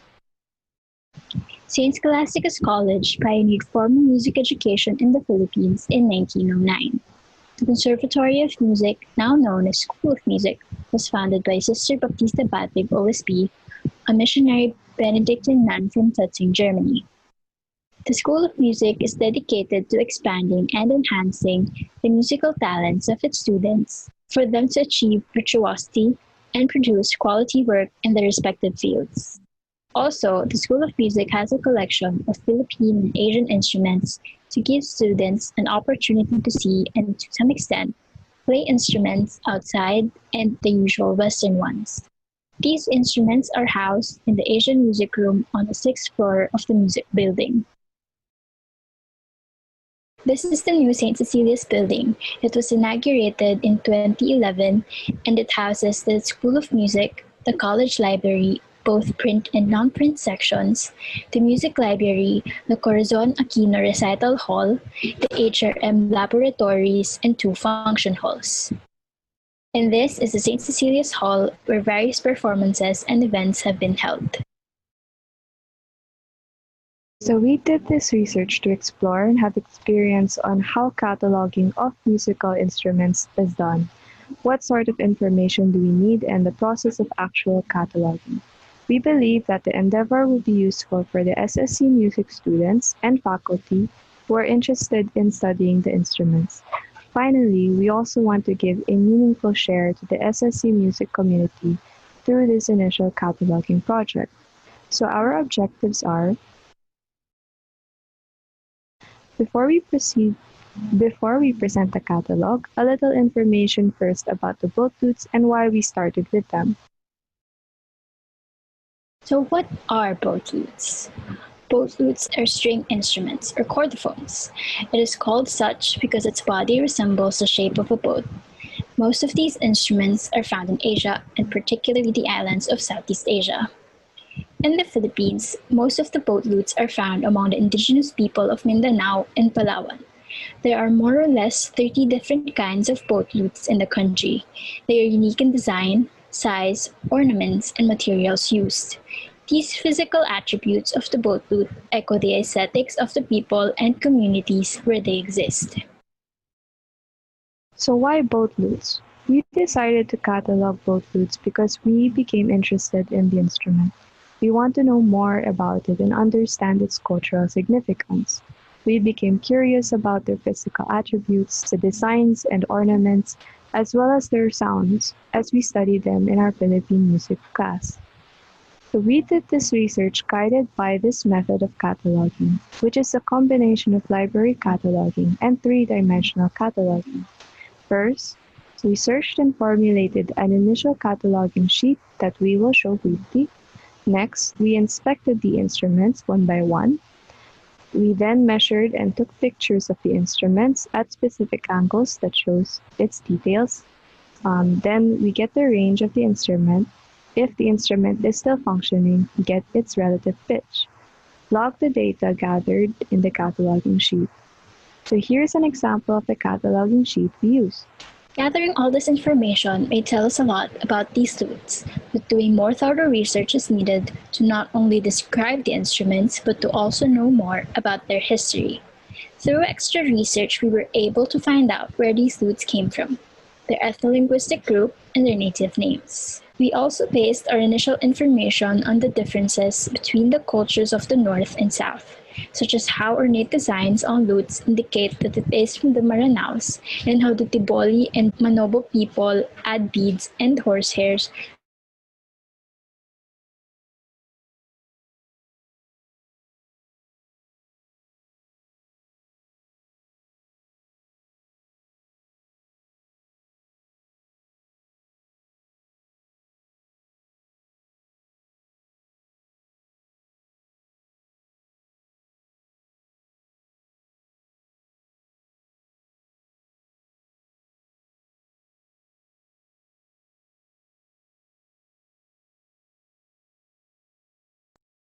With this knowledge, we can narrow down and identify the name of the instruments and its ethnic group. SSC has a collection of 5 different boat flutes. We will be showing our initial catalog on the boat flute collection of SSC. First, we devised the code for cataloging, and it's SSC Music-C, which stands for Chordophone-0001, which is a specimen number. Native names were searched on the internet, mostly articles written by Hans Brandeis, and on the book of Maceda gongs and bamboos. As you can see, there is no data for range because we were not able to assess them, as some of them do not have strings or are not properly in tune. We based the description on how it looked and the details we found on the lutes, such as bridges, carvings, holes, and etc. So first we have the kuglong. As you can see above, that is our code for cataloging. Here is our catalog sheet for kuglong, and then here are our pictures of the instrument. You can see the distinct shape of the boat flute and the use of horsehair. It helped in our search during the cataloging process because this design is known to originate from several Manobo groups in southern Mindanao. And then next, we have the hegelong. For the hegelong, we noted down that this has no strings. It had no strings, but the geometric patterns and color are very distinct, which helped in our search during the cataloging process. So here's the Kutyapi of the Higaonon people. So some boat flutes like this Kutyapi imitates the look of reptiles. In this case, it is a crocodile because they are sacred creatures in their culture. Here is the Kutyapi of the Maranao people. This 2-string flute Kutyapi from Maranao is very different from all the boat flutes found in St. Scholastica's College because its body is made out of wood but is encased in metal. The carvings are also very distinct as they are more floral and ornamental, similar to the okir in Torogonan. This is our catalog for the kuglong of Higaonon people. As you can see, there are question marks next to the information in the catalog, and that indicates that those data may not be correct as we only base them on what we found on the internet and the book of gongs and bamboos. So here are their pictures. So during this research, we found out that the process of cataloging is not really an easy task. Care should be taken in examining the instruments, taking pictures, and gathering information about it. It takes a lot of patience on the part of the person cataloging it. Moreover, the person tasked in cataloging must also be equipped with at least a certain knowledge about the pieces and objects to be cataloged. About the boat flute collection and other Philippine and Asian instruments of St. Scholastica, this project made us realize that the school has a decent collection of instruments that most of the students like us took for granted. Although most of the boat flutes are not playable already, This collection is still valuable for the students studying music, plus it already forms part of the school's history and legacy. Finally, this exercise also allowed us to experience a different facet of music studies that is outside the realm of performance and pedagogy. To summarize, the Boathood collection of SSC piqued our interest in learning more about the different boathoods that we have, as well as the Philippine and Asian music culture as a whole. By cataloging boathoods, we realized the cultural diversity of our country that is featured in the uniqueness of each boathood specimen. Even though we only did an initial attempt at cataloging, we were able to experience at least a significant amount of its process. So we recommend doing further research on the lutes as well as cataloging the other instruments found in the collection of Asian music instruments of SSC School of Music, as well as giving attention to the instruments that are already deteriorating so that future music students can still see and experience them. So thank you, that in all things God may be glorified.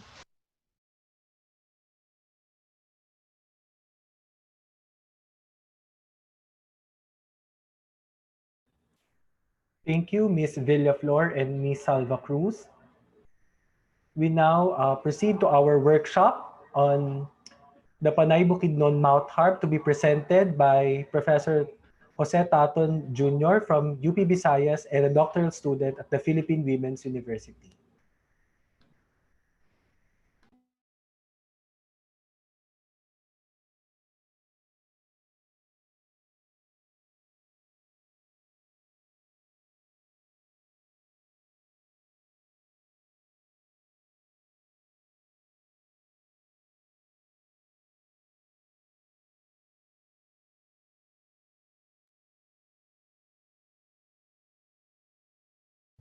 Good morning.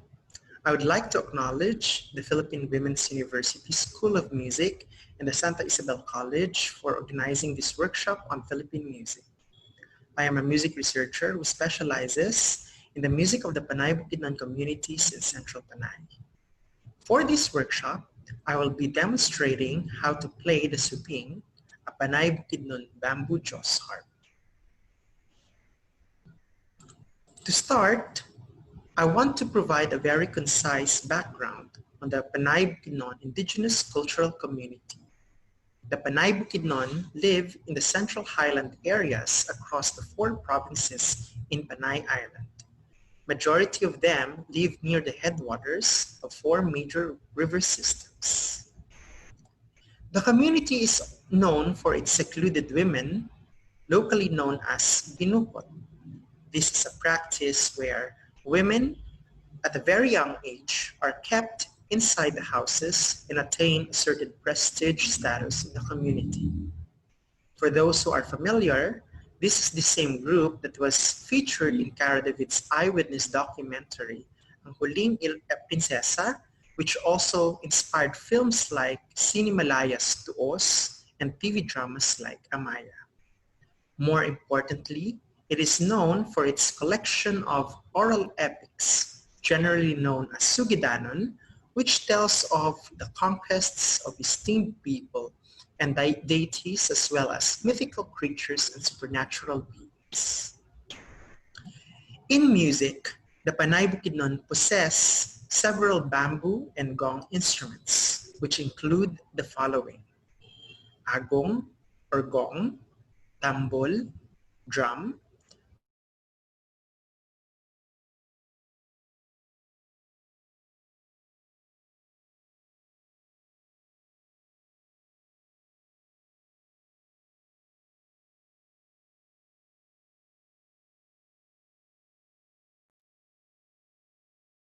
The community is known for its secluded women, locally known as binukot. This is a practice where women at a very young age are kept inside the houses and attain a certain prestige status in the community. For those who are familiar, this is the same group that was featured in Cara David's eyewitness documentary, Ang Huling Prinsesa, which also inspired films like Sinimalaya's Tuos and TV dramas like Amaya. More importantly, it is known for its collection of oral epics, generally known as Sugidanon, which tells of the conquests of esteemed people and deities as well as mythical creatures and supernatural beings. In music, the Panay Bukidnon possess several bamboo and gong instruments, which include the following: agong or gong, tambol, drum, tulali or mouth flute, tikumbo, bamboo idiophone, suganggang, bamboo buzzer, litgit, bamboo fiddle, and the subing or the Diyos harp. In playing these instruments, the locals traditionally rely on oral transmission. As a warm-up, I will demonstrate one of the Panay Bukidnon rhythmic patterns.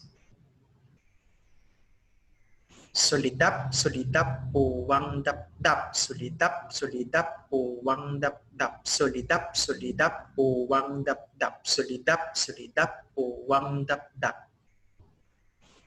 Take note that I raise the pitch of my voice on the syllables dap, which are capitalized as indicated in the guide. Now, please recite the rhythmic chant together with me for 5 times. Ready? 1, 2, 3, and solidap, solidap, uwang dap dap, solidap, solidap, uwang dap dap, solidap, solidap, uwang dap dap, solidap, solidap, uwang dap dap, solidap, solidap, uwang dap dap. Very good. We are now ready to include actions by using hand brushes and hand claps. For the unaccented syllables, you use the hand brush motion, either downward or forward. For the syllable dap, you will clap. Take note of the accent. I will demonstrate it twice. Solidap, solidap, uwang dap dap. Solidap, solidap, uwang dap dap. Now, it is your turn to perform. Please vocalize the mnemonic while doing the hand brush and claps. Ready? 1, 2, 3, and solidap, solidap, uwang dap dap. Solidap, solidap, uwang dap dap. Solidap, solidap, uwang dap dap. Very good. When the Panay Bukidnon play music, they express sound concepts or limog na ginaisip into the following forms. First, ta-ta or vocal mnemonics or exhilarations. Second, in the form of patik, basal, and kadul or types of beating usually found in the instruments. And the last one is the bosses or the dance movements. This process is also involved in playing the subing. So what is the subing? The subing is a Panay Bukidnon bamboo Diyos harp. It is commonly used as a leisure instrument. The subing is also a subject of Hinon-Anon folk stories. It can even mimic musical rhythms utilized in the Panay Bukidnon courtship dance called Binanog or Hawk-Eagle dance. While it looks very simple, the subing is actually a complex instrument. It has various parts, but involves a laborious construction process and keen attention to details. Because of this, only a few Panay Bukidnon are skilled in making this instrument. The subing is an interesting instrument because it requires the coordination of various parts of the body, from your hands to your mouth, your voice box, and the lungs. In playing the subing, you primarily use your 2 hands, the non-dominant hand, in my case, my left hand, which holds the subing, while my dominant right hand is used to pluck the instrument. Using the hand brushes and claps that we have practiced earlier, you are now ready to pluck the subing. Substitute the accented claps with a forward pluck. Using my non-dominant hand, I will hold the subing like this, and I will do the plucking. Let us practice using our dominant hand. Please follow me.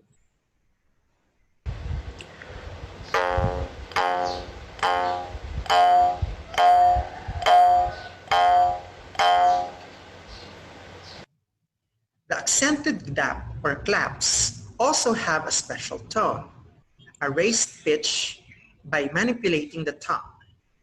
The tongue should be pushed forward, touching the back part of your lower teeth. Make sure that the tongue does not go too high or the subing's vibrating tongue will hit your own tongue. Ouch! This process is called pangmedia. To differentiate the two tones, I will demonstrate the regular one 3 times followed by a pangmedia. This is the regular pitch. This is the one with pangmedia. Notice that the pitch is raised.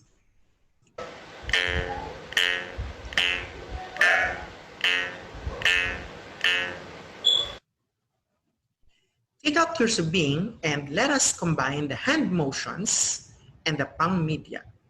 Again, recall the mnemonic while playing the Jaws harp. I have provided a simple guide for you. Let us practice. Are you ready? Take out your subing, place it in front of your mouth, and let's practice the motion first. Forward, backward, forward. That is for solidap. This is how you perform the solidap pattern with a regular tone and a pangmedia.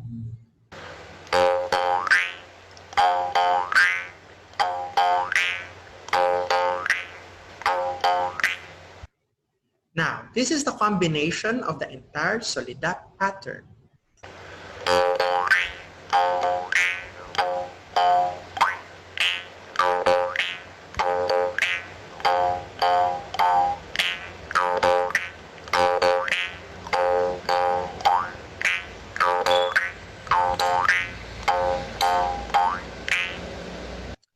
That is how you play the solidap pattern.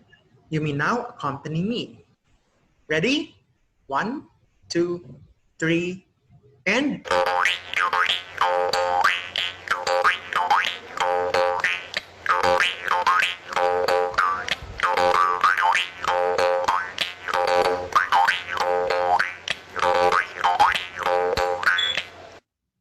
Very good.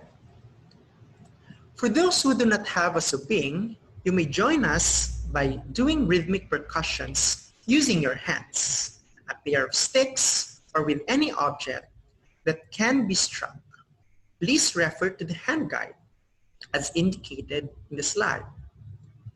For those who can read music notation, please use the notation guide. For this activity, I will give you 10 seconds to get the materials that you need.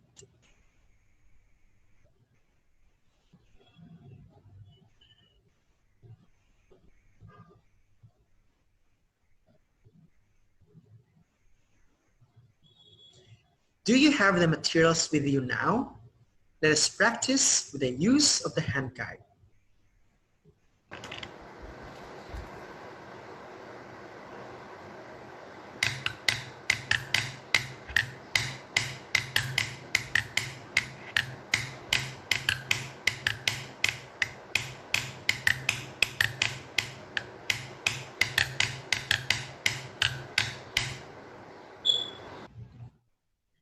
Now, you have mastered the Panay Bukidnon rhythmic pattern. This is a female mode pattern known to locals as Tinig Babayi. This pattern can be combined with other rhythmic patterns in the female mode using different instruments. For example, we have the tambol with the patterns Dinmugtok girlinda, and barakunya. For the basal, usually done in the agong, we have the laton-laton and the girlinda. And lastly, for the patik, one may use the tinagbak pattern. All of these patterns are in the female mode. An example is tinagbak. I will perform it using the subing.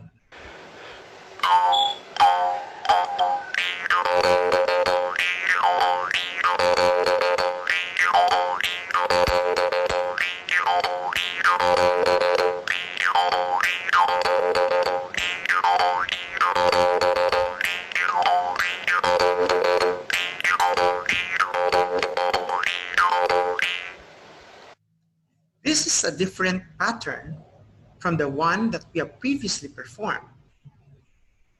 For the benefit of those who do not have subing at home, I will demonstrate 3 female modes using the ta-ta. Ta-ta are vocables which can also serve as mnemonics instead of the word vocables. Shown in the slide are notated female mode patterns, solidap, tinagbak, and laton-laton. I have heard the solidap pattern being performed using the tikumbo, while the tinagbak and laton-laton are typically used in binanog dances. I'll now demonstrate the tata of these patterns. For the solidap,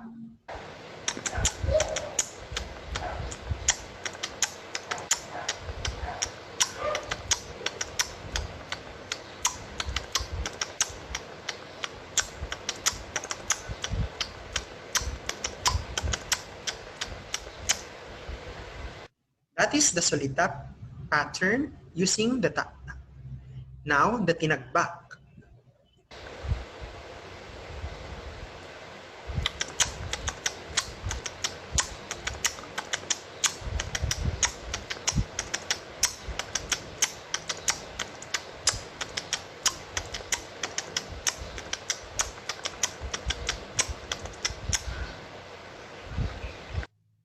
Now, the laton-laton.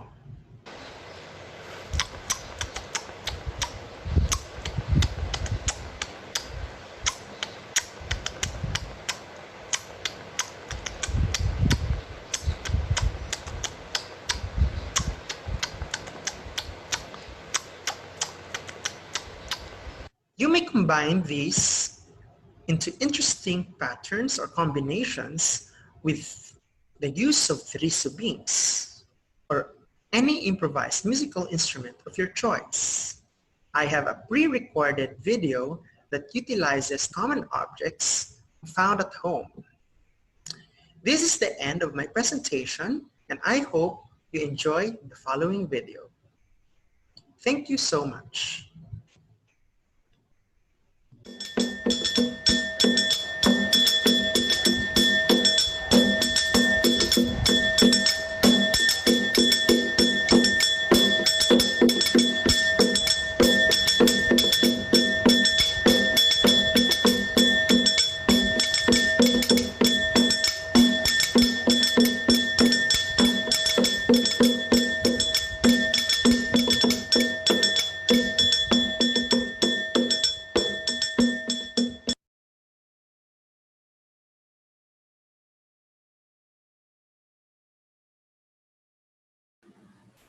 Thank you, Professor Jose Taton, for that workshop. Now I open the floor for questions addressed to our presenters.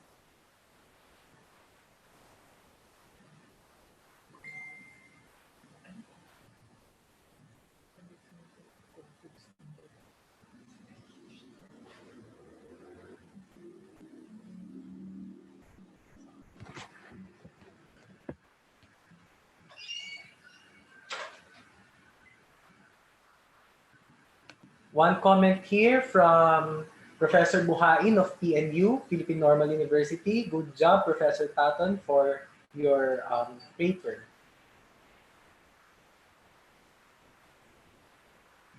Questions?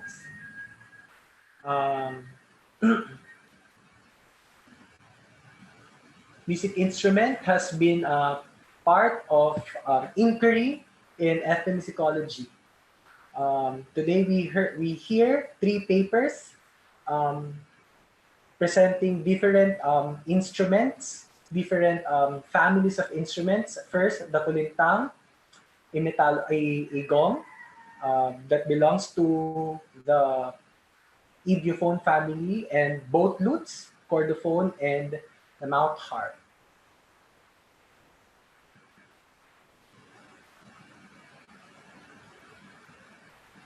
Questions? Still waiting for questions. Okay. I have here one question for Mr. Taton, Professor Taton. Are there initiatives in the community for sustaining the kubing tradition? Thank you for that question, Professor Capitan. Actually, we are starting to initiate a lot of safeguarding measures when it comes to subing playing.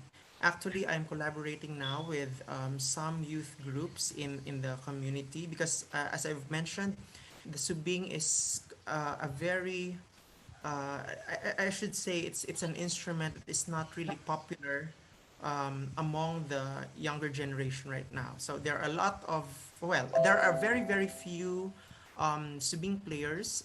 They're already in their elder or senior years, and it's good to know that there are some youth who are getting more interested in playing the subing. And if you have watched the previous talk that I delivered, I think a few weeks ago, um, uh, I've invited the one of the young musicians in the community to, in a way, share his experience when it comes to how he tried to revitalize and in a way transform the current in a way I can't say progress, but the current direction of music making in the community. So I think by collaborating with the youth sector, and of course by asking the elders and the community masters when it comes to subing playing, in a way I try to build that space where subing music can flourish. And we're bringing this particular tradition because that particular youth actually made notations where we're trying to, in a way, make negotiations when it comes to how to deliver this particular music practice to a bigger audience, to a bigger public.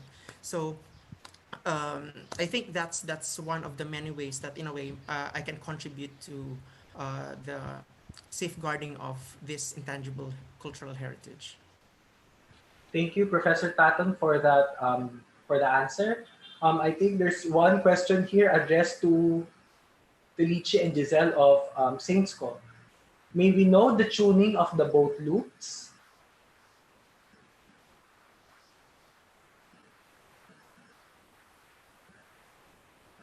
May we know the tuning of the both loops? This question is addressed to Miss Felici Salva Cruz and Giselle Villaflor.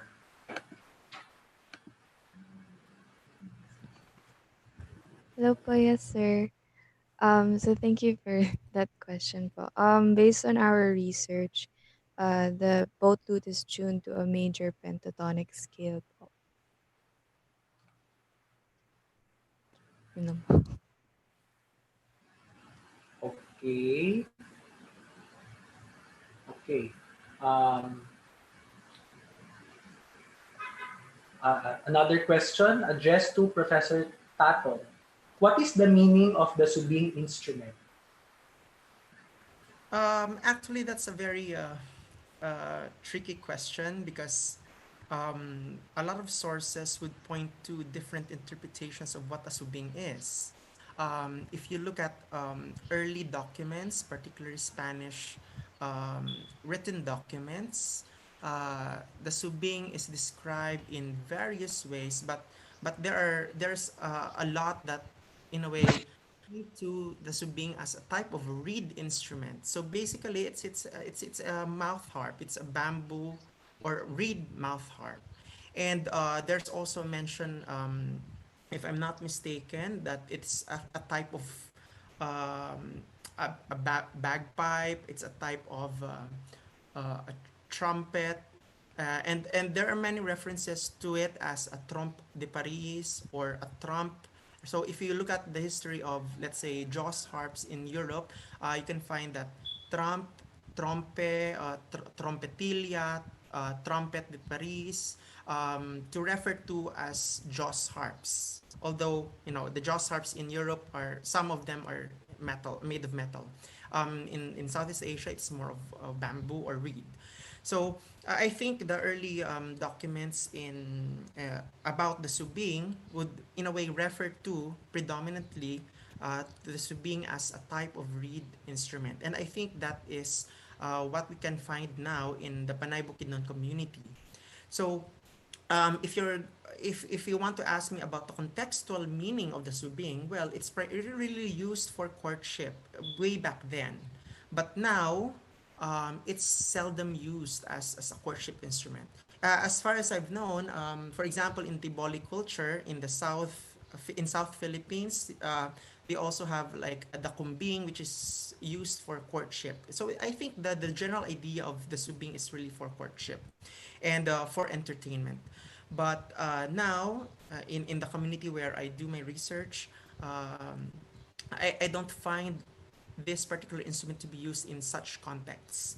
Uh, uh, it's more of for personal entertainment or for personal leisure. So, and then of course, by revitalizing the rhythms, they are now trying to incorporate Panay Bukidnon rhythms into subing music. So it can accompany the dances, but it's not commonly used in public spaces because the sound of the instrument is way too, in a way, not, it does not emit a huge sound compared to the drum and gong instruments, which are commonly used in public festivals or civic gatherings. So that's it. Okay, thank you. Follow-up question. Is the subing expensive? Because I think Eloisa Ramado want to have her own subing. Actually, a part of the initiative is actually to train the youth in, well, in a way, doing entrepreneurship, activities. Um, the last time I have asked the maker, the young maker, aged 16 or 17, I think he sells the subing at about 150 pesos. I think that's very reasonable for that subing. But of course, for subing with very intricate designs, because he tried to, in a way, incorporate some embroidery designs, because the Panay Bukidnon is quite popular when it comes to traditional embroidery called as panubok. So if you see the Boxer Codex, you can see some semblances of the tattooing designs to and the panubok designs, which he, in a way, um, translated into subing designs. I'll just show you an example of what he's trying to do. Okay, so this is an example of a subing.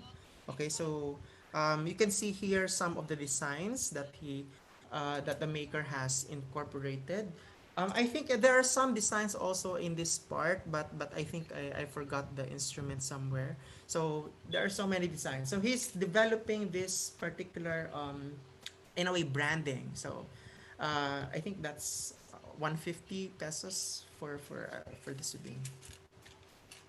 Okay, thank you. So buy your subing now. Okay, next question is addressed to Professor Bien of UP Manila. As discussed earlier in playing kulintang, improvisation is the name of the game, and that outsiders find it hard to decode the language instruments. Just want to ask if there were any efforts to record and analyze the improvisation of the performers and see if there are similarities in their improvisation patterns. Professor Bien.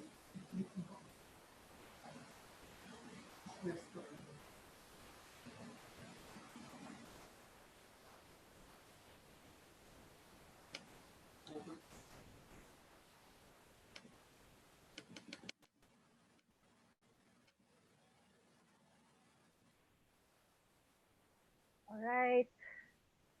Hello, sorry about that. Good morning. Narinig mo na ako. Yes, ma'am. Can you please talk a little louder? Thank you. All right. How is my sound coming? Good. All right. Again, the question is about. Okay. Question is about, is there any effort to record and analyze the improvisation of the performers and see if there are similarities in their improvisation pattern? Of course, it can be done, but it's very tedious because the music is spontaneous. So, if we want to study about this, we will record the performance, we will write the transcriptions, and look at the patterns on how a musician plays. And in so doing, we will come up with styles, how a particular person plays his or her melody. And we will see that each musician will have his or her trademark in playing. So for those who are very keen with these kinds of things, like Professor Butokan, for example, for those of us who were her students, she said she taught all of us how to improvise, and we wrote it down. But when we had a recital, somehow we improvised on our own, and then she would say that even if she doesn't see us, she knows who is playing. So, and from that group, of course, the brilliant ones are very good. Those who are not are just fine. But as you go along, you will have your own style, and this can, of course, be studied and analyzed. Thank you. Thank you, Professor Bien. Another question addressed to you. Can you share with us one or more difference between the manner of playing of the kulintangan among the Philippine ethnic groups? All right. The answer to that is very long, but I will limit it to a few minutes. So, number one, among the many groups in the southern Philippines, a majority of them have the kulintang, and the number of gongs are different, but generally they are eight. So, for example, Yakan has five, Tausug can go up to 12, and then Maguindanao and Maranao are eight. Of course, with the Maguindanao, we know that first the music starts on gong 3, and then there's an introduction phase phrase, and then the improvisations will come. And in order to explore the gongs, the musician will first explore the low register, and then play a descending transition, and then move towards the higher gongs, and then back again to descending transition, lower gongs, and then there's a formulaic ending. With the Maranao, it's a bit different, but because their style of playing is more elaborate, and they have, for example, sticks that they throw into the air, and then they catch them again, and then they cross hands. And also, a characteristic of their music is to not only to hit the boss, but also the rim, and it provides a very distinct sound.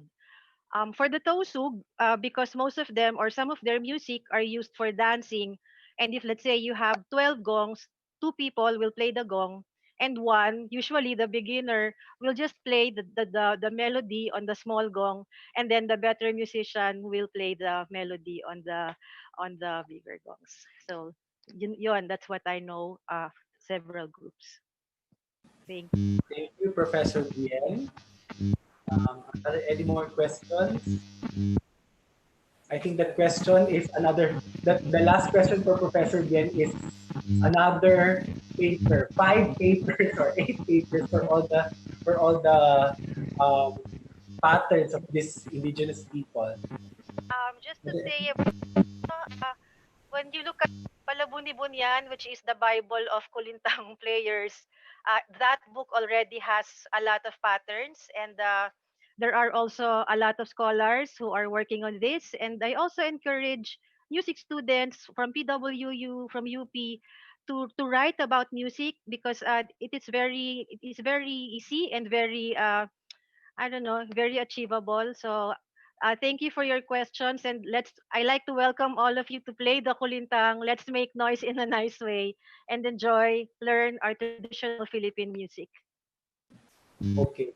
By the way, just to plug, if you want to buy this book of Professor Agamayo Butokan, Palabuni-Bunyan, it's available here in PWU School of Music. You can buy it it's published by PWU with the help of Dr. Prudente and Dr. Benitez. So are there any more questions? Okay, once again, thank you, Professor Bien, Felici Salva Cruz, and Giselle Villaflor, and Professor Taton Jr. We now move on to our next and final panel for this colloquium. The last panel is a panel on ethnomusicology and music education to be moderated by Professor Celeste Romulo.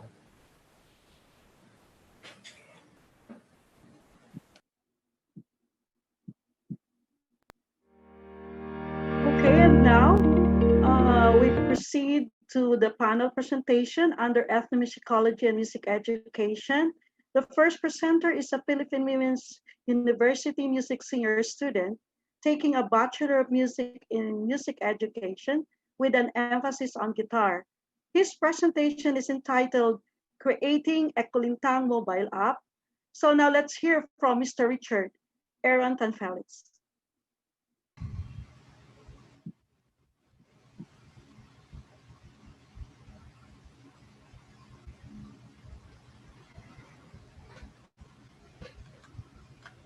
Hello. Good morning, everyone. I hope that everyone is well and good.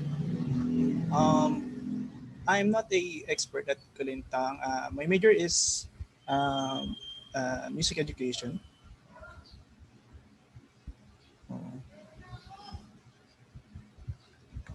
Music education, and I learned about the Kulintang from my professor Lily May Montano at our Philippine music subject.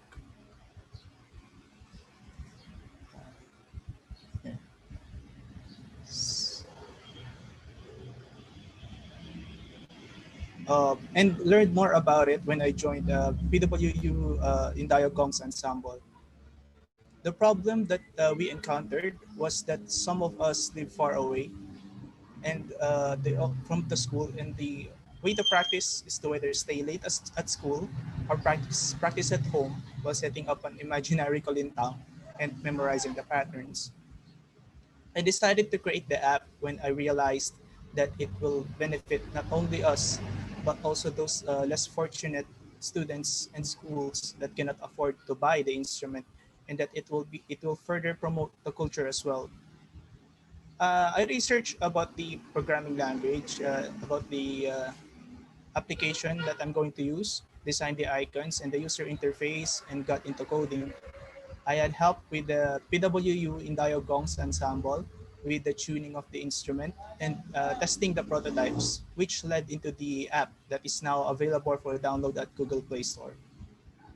So to give you a short demo, since this is only running on an emulator, I cannot play with with my two thumbs.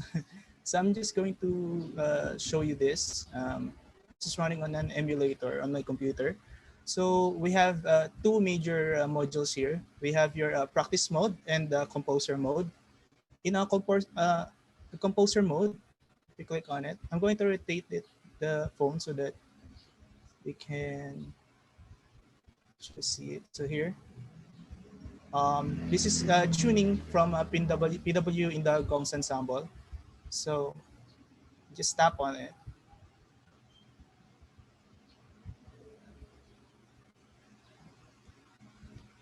This is available for, unfortunately, this is only available for Android devices. It is not yet available for iOS. Here in the practice mode, we have Kulintang, we have your Gandingan, and your Agong. Here in Kulintang, you can practice your pieces here. Again, this is tuning from PWU in the gongs, and we actually use these tunings, and you can choose your tuning here. If we go back, you have your Gandingan, and then we have your Agong.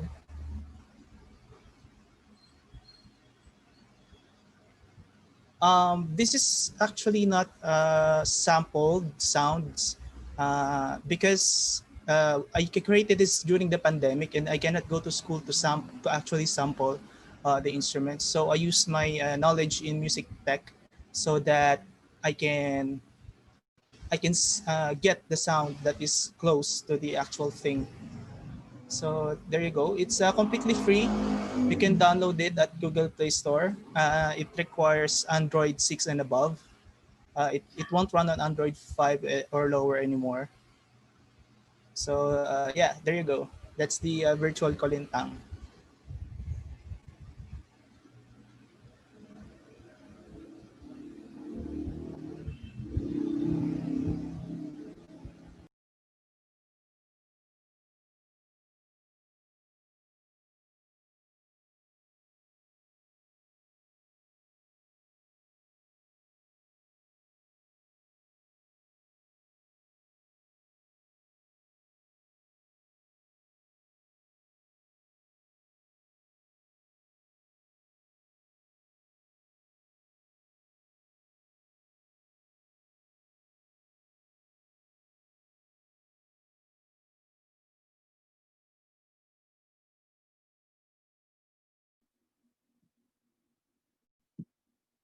Okay, I think you're done already.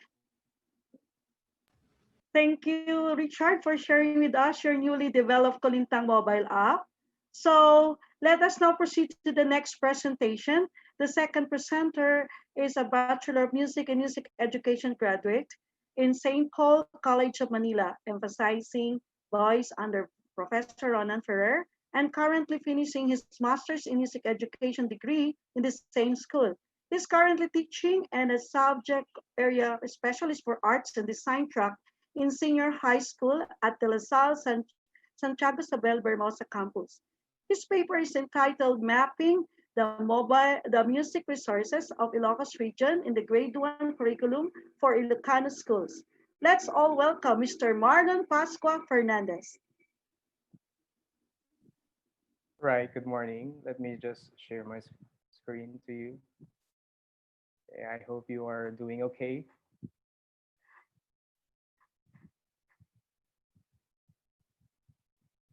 All right. So, let's begin. Okay. How can teachers create a valuable curriculum when subject resources like music are not validated? Can these non-validated resources be embedded in the curriculum they design? Good morning. Once again, my name is Marlon Fernandez from the St. Paul University, Manila. And I want to thank every single one of you for taking the time and making the effort of being with us today. I am honored to present to you an ongoing research of mine from a master's program in music education. And from this presentation, you will see the benefit of music integration in the context of localization enforced and embedded in the grade 1 curriculum. I am a certified Ilocano, and there's no doubt about that. And this is just one of the few reasons why this research is close to my heart. I envision that this research will provide an opportunity for Ilocano teachers to promote localization, cultural heritage, and engaged learning, starting with the mother tongue-based multilingual education from the kindergarten to grade 3, which was introduced in Philippine Basic Education Curriculum of 2011, known as the K-12 program of the Department of Education. However, researchers found out that there are some problems encountered by the teachers in the implementation of the MTB-MLE, which include the absence of books or sick or with unsound substance published books, written in the mother tongue, lack of vocabulary, and lack of teacher training. Question is, can the teacher rely and consider including pop songs largely played across the province, often with explicit content? As you can see from a direct translation from a song Basita Truck. Let me read the lyrics. It seems that you do not like my hot dog anymore, that you prefer the little truck, which is more delicious for you. Moreover, the use of mother tongue is not just seen as a subject, but applied also across all subjects. And if we see music as a tool to integrate all subjects in this level, what impact does it provide to the education in the region, right? Now, incorporating music to the various subjects curriculum defines the word integration. It shows that music is an integral part of a well-rounded elementary school curriculum that provides students with opportunities to use both the cognitive and the aesthetic functions of the brain. Research from joining forces in a collaborative study with a music teacher and a grade 1 teacher in a cohesive instructional plan indicates improvement on student behavior and work ethic as the study progressed, and promoted innovative and energetic elementary and music teachers. The quality of music education is achieved when all curriculum is not isolated right, from each other, and it is important to make the subjects see and understand that all of their subjects are connected, related, and play an integral part with one another and not separated. This research recognizes the abundance of musical resources, not only from the region, but to the whole country, which I believe shape our music education today. Now, if the available cultural musical resources of Ilocos Sur are sourced out, can it produce a model of an integrated material for the grade 1 curriculum in mother tongue-based multilingual education? If so, then it brings me to the production of a standards-based validated music integrated grade 1 curriculum handbook within the musical resources of the Ilocos region. Thus, it bears challenge to answer the following questions. First, what are the musical resources available in the setting for grade 1 students? What are the learning standards for the grade 1 curriculum? How can the musical resources be embedded in the grade 1 curriculum? What are the criteria that guarantee the quality of musical resources as integrated into the grade 1 curriculum? Lastly, based on the criteria that guarantee the quality of integration, how can the constructed music integrated handbook for grade 1 qualify? How concepts are designed and discussed in this context. In 2011, Dr. Guerino Teresiano coined the term developmentally appropriate musical practice, or DAMP, or DAMP, which refers to the study where early childhood educators, that when providing educators with quality musical resources, they are able to gain the confidence and the knowledge to successfully promote musical experiences during the traditional school day and achieve appropriate music education that has an effect to the young child's social, emotional, physical, and intellectual development. The musical resources, which cover a large portion of the body, refer to the available resources of the Ilocos region, which have wide coverage in the spectrum of genres, classifications, and appropriateness to age. Because of this wide spectrum, when these musical resources integrate with the grade 1 curriculum, across all subjects, it will only cover a portion of the whole. Okay, so this integration will make its way to the formulation of the grade 1 handbook. Let it also be noted the scope and the limitation of the study, particularly on the research design, musical resources, and the grade 1 curriculum. Significant terms are used to better understand the data interpretation, discussion, and the underlying information, such as musical resources, curriculum, learning standards, and integrated curriculum. Now, let's talk about the methods. The construction of this research involves around 2 research designs, the research and development, or the R&D, and the Delphi method. The R&D is the main framework of this study to gather the musical resources and achieve product development, okay, which is the handbook or the instructional material and later be assessed by experts. The Delphi method concerns the integration process of the gathered musical resources and the curriculum learning standards for grade 1. Thus, both of them require the participation of experts. Now, designing the grade 1 music integrated handbook follows the input process output paradigm. In the input stage, during the fieldwork, musical resources of the locus region will be gathered in a local exploration, published works, and internet-based research. Letters will be sent to the prospective 15 to 30 participants, following a list of criteria in the selection to become an expert. Sampling technique involves non-probability sampling technique, particularly on criterion sampling, all right, in the nature of their expertise in the field, relation to the field, and the ability to answer the problems. Gathering of musical resources will last for a week, and when experts are gathered, they will be asked in a successive round in the collective of grade 1 curriculum guide. And if they adhere to the learning targets embedded in the K-12 basic education curriculum guide, 3 rounds for the questioning will be applied.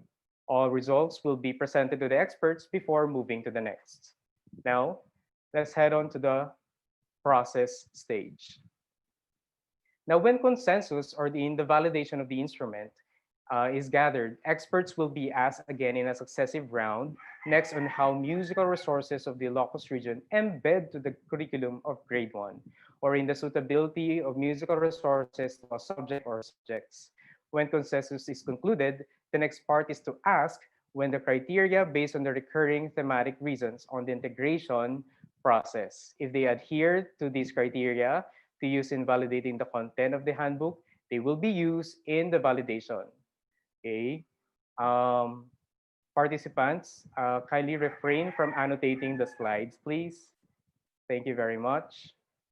Okay. Right.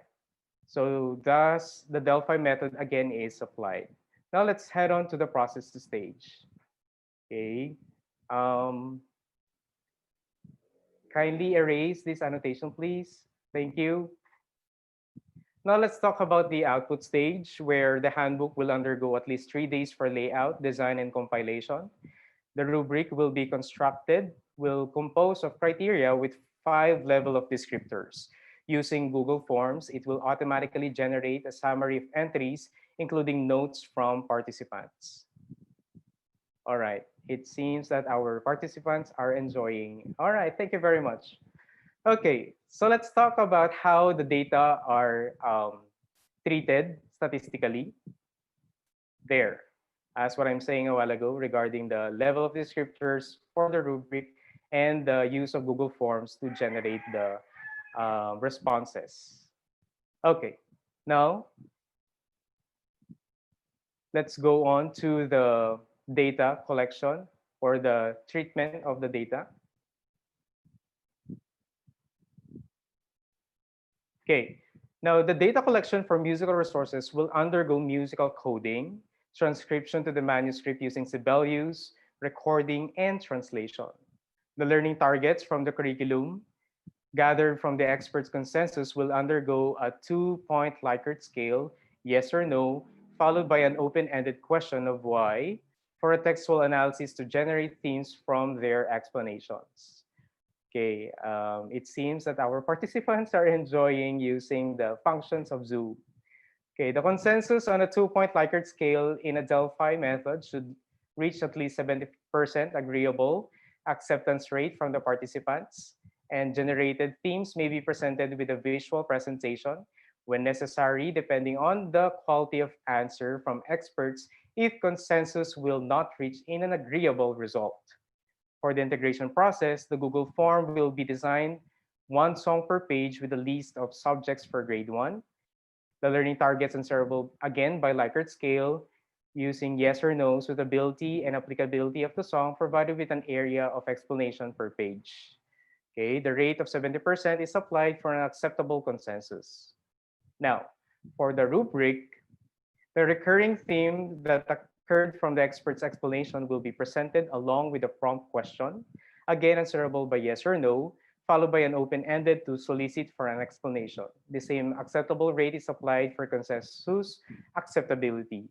And lastly, for the validation of the handbook, 5 level of descriptors from Likert scale with 5 exemplary as the highest and 1 or poor as the lowest. Okay, the rate from the mean of the descriptors will determine if the handbook is valid and can also provide the level of validity. Right. So, do we have grade school participants right now? May I ask the administration to please refrain our participants to annotate the slides or the shared screen?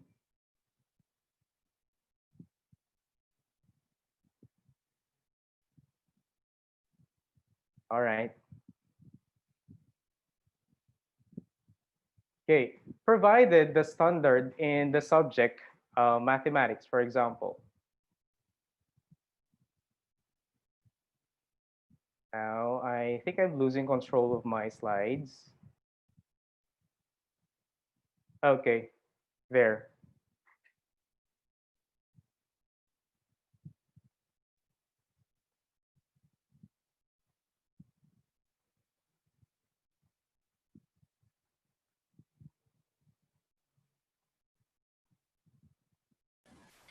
Excuse me, Sir Marlon. Everyone, please stop annotating Sir Marlon's slide. Thank you. Please, thank you very much. All right. Domingo, lunes, martes, miércoles. A little.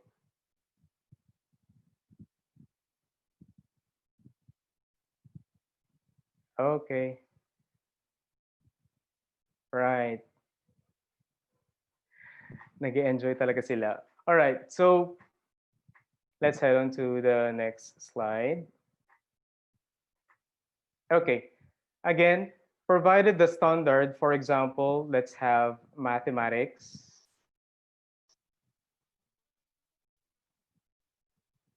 Here, okay, from grade 1, which says in the content standard, the learner demonstrates understanding of time. And in the performance standard, it says the learner is able to apply knowledge of time, right? And in the competency, the learner tells the days in a week.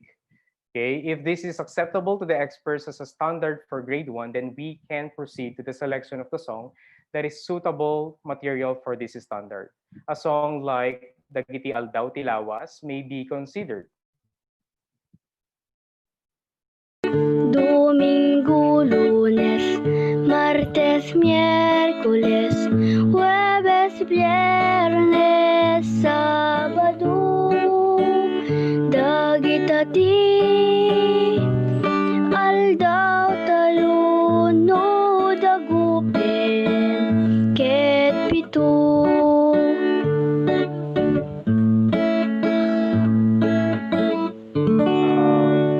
Recognizing the uploader and the organizer of this video, Ms. Roslyn Carilla Campano from Ilocos Sur, on her YouTube channel. All right, you have there the translation of the song. Okay, now, if this song is valid and has arrived to an acceptable high consensus, then automatically it will be organized and included in the handbook. After that, the compiled organized handbook can now undergo its final validation and production. Okay, now let's talk about production. Okay, what you see in the background is just a mock-up of the design. Now imagine if each province in the Philippines infused the use of local music to all subjects. I bet you will all be singing with me. It's a small world after all. Okay, again, my name is Marlon Fernandez and thank you for listening. Agbiag ti Ilocano, agbiag ti Musiko.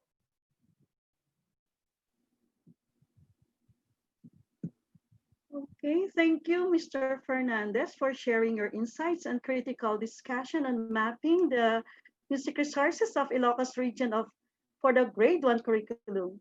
And now I think we have to open up the floor for questions. Anybody who can We are now open for the questions, please.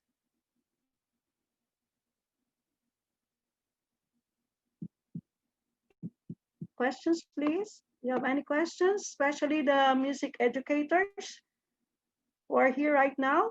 Do you have any questions regarding the... Okay, there's a question here addressed to... Okay, addressed to Richard and Felix.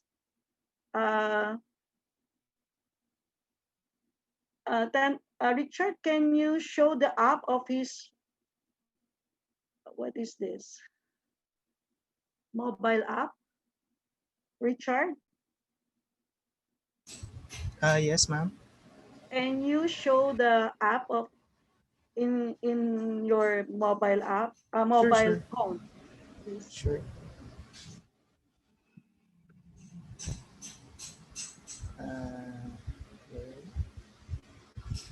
So here it is.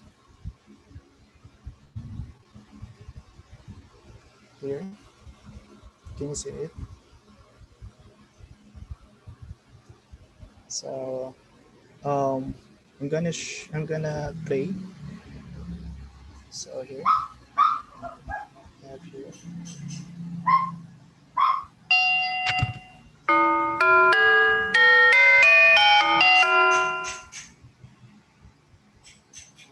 And Ligan Bingan as well.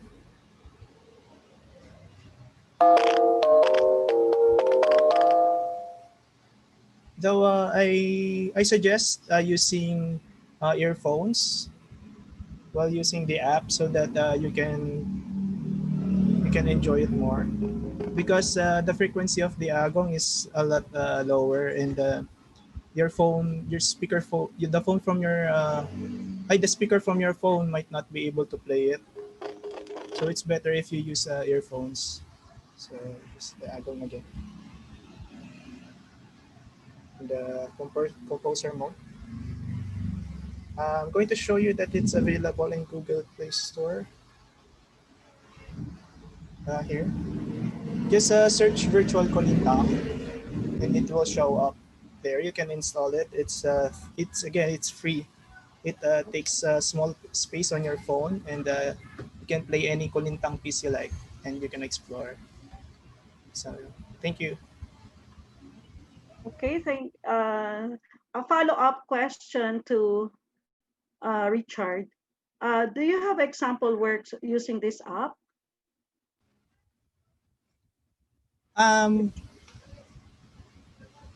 Right now, I'm doing sample works using the app, and soon it will be uploaded in YouTube.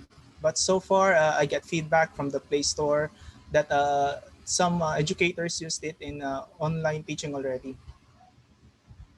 Okay, do you accept tutorial session? How to use the app? Also, right now, I am planning to integrate tutorials in the app for future updates. I need more research in both the pieces that can be added and in the technical aspect as well. I'm also planning to add other instruments such as the bakan and recording functions. Okay, thank you, Richard, for your inspiring work in creating this app and contributing your creative thoughts about it. Now, allow me first to read the comment coming from Australia Agustin, addressed to Mr. Fernandez. Music should be the core or integrated in all subjects. Music is a neural pathway to learning music in a career of words and arousal to be attentive. And that is a good comment from Australia Agustin. And congratulations to Marlon. And then you have a good comments here saying, thanking, you are very thankful for having this, for sharing your thoughts about the mapping of your music resources in the Ilocos region. But for the last question, I just want to ask you, Mr. Fernandez, this is a very easy question. Um, Why did you choose to be more critical in the first grade music curriculum rather than the other level? Thank you for the question, Professor Celeste. I believe that one of the problems that I actually encountered and that we've been encountering right now in the Philippines is that the foundation in music in the basic education, particularly in the elementary program, is low. So I would want to impart this knowledge and enforce these music skills to the young generation so that when they grow old, they will be able to realize and understand the skills they needed to learn in the K-12 program. Well, that's a very in-depth explanation of your study, Mr. Fernandez. Thank you. Well, I think there's no more question. So I think that's the last question. So this is the end of our open forum. And thank you to the presenters, Mr. Richard Aaron Tanfelix and Mr. Marlon Pascua Fernandez. So we have 4 panels that ends our panels for the research colloquium this morning. Thank you to all our presenters and to our moderators. Always remember that music is a social phenomena rather than a product. And as we continue our investigations and research on music, particularly indigenous music, we should always remain conscious of the social processes, the social context, and the cultural context in which these musics are found. As the indigenous people are grappling with issues on sustainability, conservation, and heritage, it is wise for us to always consider that the very survival of musical culture is also dependent on the survival of the social and the cultural context in which these music exists, because as scholars such as Nicholas Cook and Christopher Small have always claimed, and we ethnomusicology subscribe to, that music is a social process, and as a social phenomena, it is found in cultures all over the world. So always think of music as a social phenomena. So thank you, everyone, and we hope you were inspired listening to all of these presentations. So before we call in Dr. Namit for the closing remarks, let's watch this performance and think about how the current generation of learners can engage with Philippine indigenous music. This is the PWU in Dayug Gongs under the directorship of Professor Lilimay Montano, performing Sadi Dumay by Grace Nono and arranged for Western and Philippine music instruments by ethnomusicologist composer Dr. Cristina Abad Santos Benitez.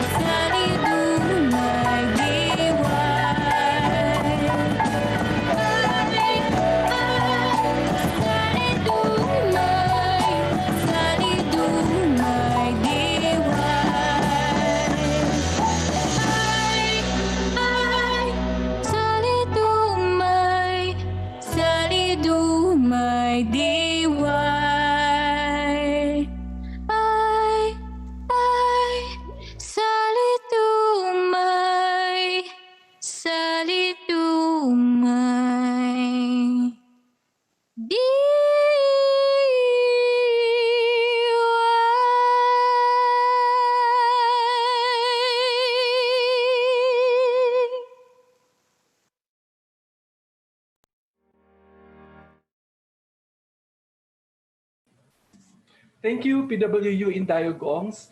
Let's welcome back Dr. Julie Grace Namit, Dean of the Conservatory of Music of Santa Isabel College of Manila, for the closing remarks.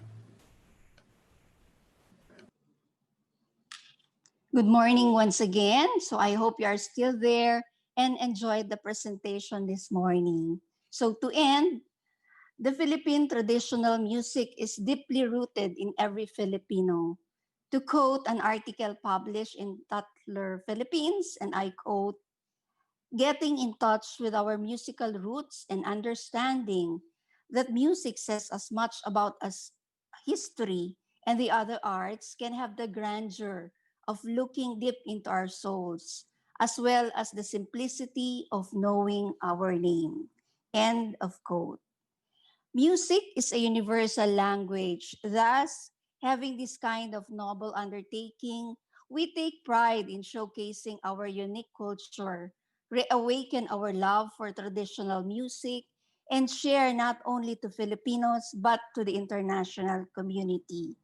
Indeed, this colloquium, Kolokiya ng Musika, would not be successful without the presence of the South Manila Educational Consortium presidents and participating schools, the Philippine Women's University, Santa Isabel College of Manila, Philippine Normal University, St. Paul University, St. Scholastica's College, Manila, and University of the Philippines, Manila. Thank you very much and congratulations to our dear presenters. Also, on behalf of the Philippine Women's University and Santa Isabel College of Manila, would also like to thank and acknowledge the following educational institutions: British Council and the Universidad Católica San Antonio de Murcia, De La Salle College of Saint Benilde, Emilio Aguinaldo College, Adamson University, Adventist University of the Philippines, Don Mariano Marcos Memorial State University, Liceo de Cagayan University Conservatory of Music and Dance, Lyceum of the Philippines University, Manila, Miriam College, New Era University, Northwestern Mindanao State College of Science and Technology, Taguig City University, University of Perpetual Health System of Laguna, University of Rizal System, University of the Visayas, Wesleyan University of the Philippines. To our guests, thank you very much and enjoy the rest of the day. To God be the glory. Thank you for joining us this morning. We are now signing off. If you still wish to watch the colloquium, you may go to the Facebook page of the Philippine Women's University, where the colloquium was live streamed, and it's still available for the rest of the day for your viewing. We will also be uploading a recording of the colloquium at the YouTube page of the PWU School of Music, so you can watch the colloquium anytime. Thank you very much and have a pleasant good morning.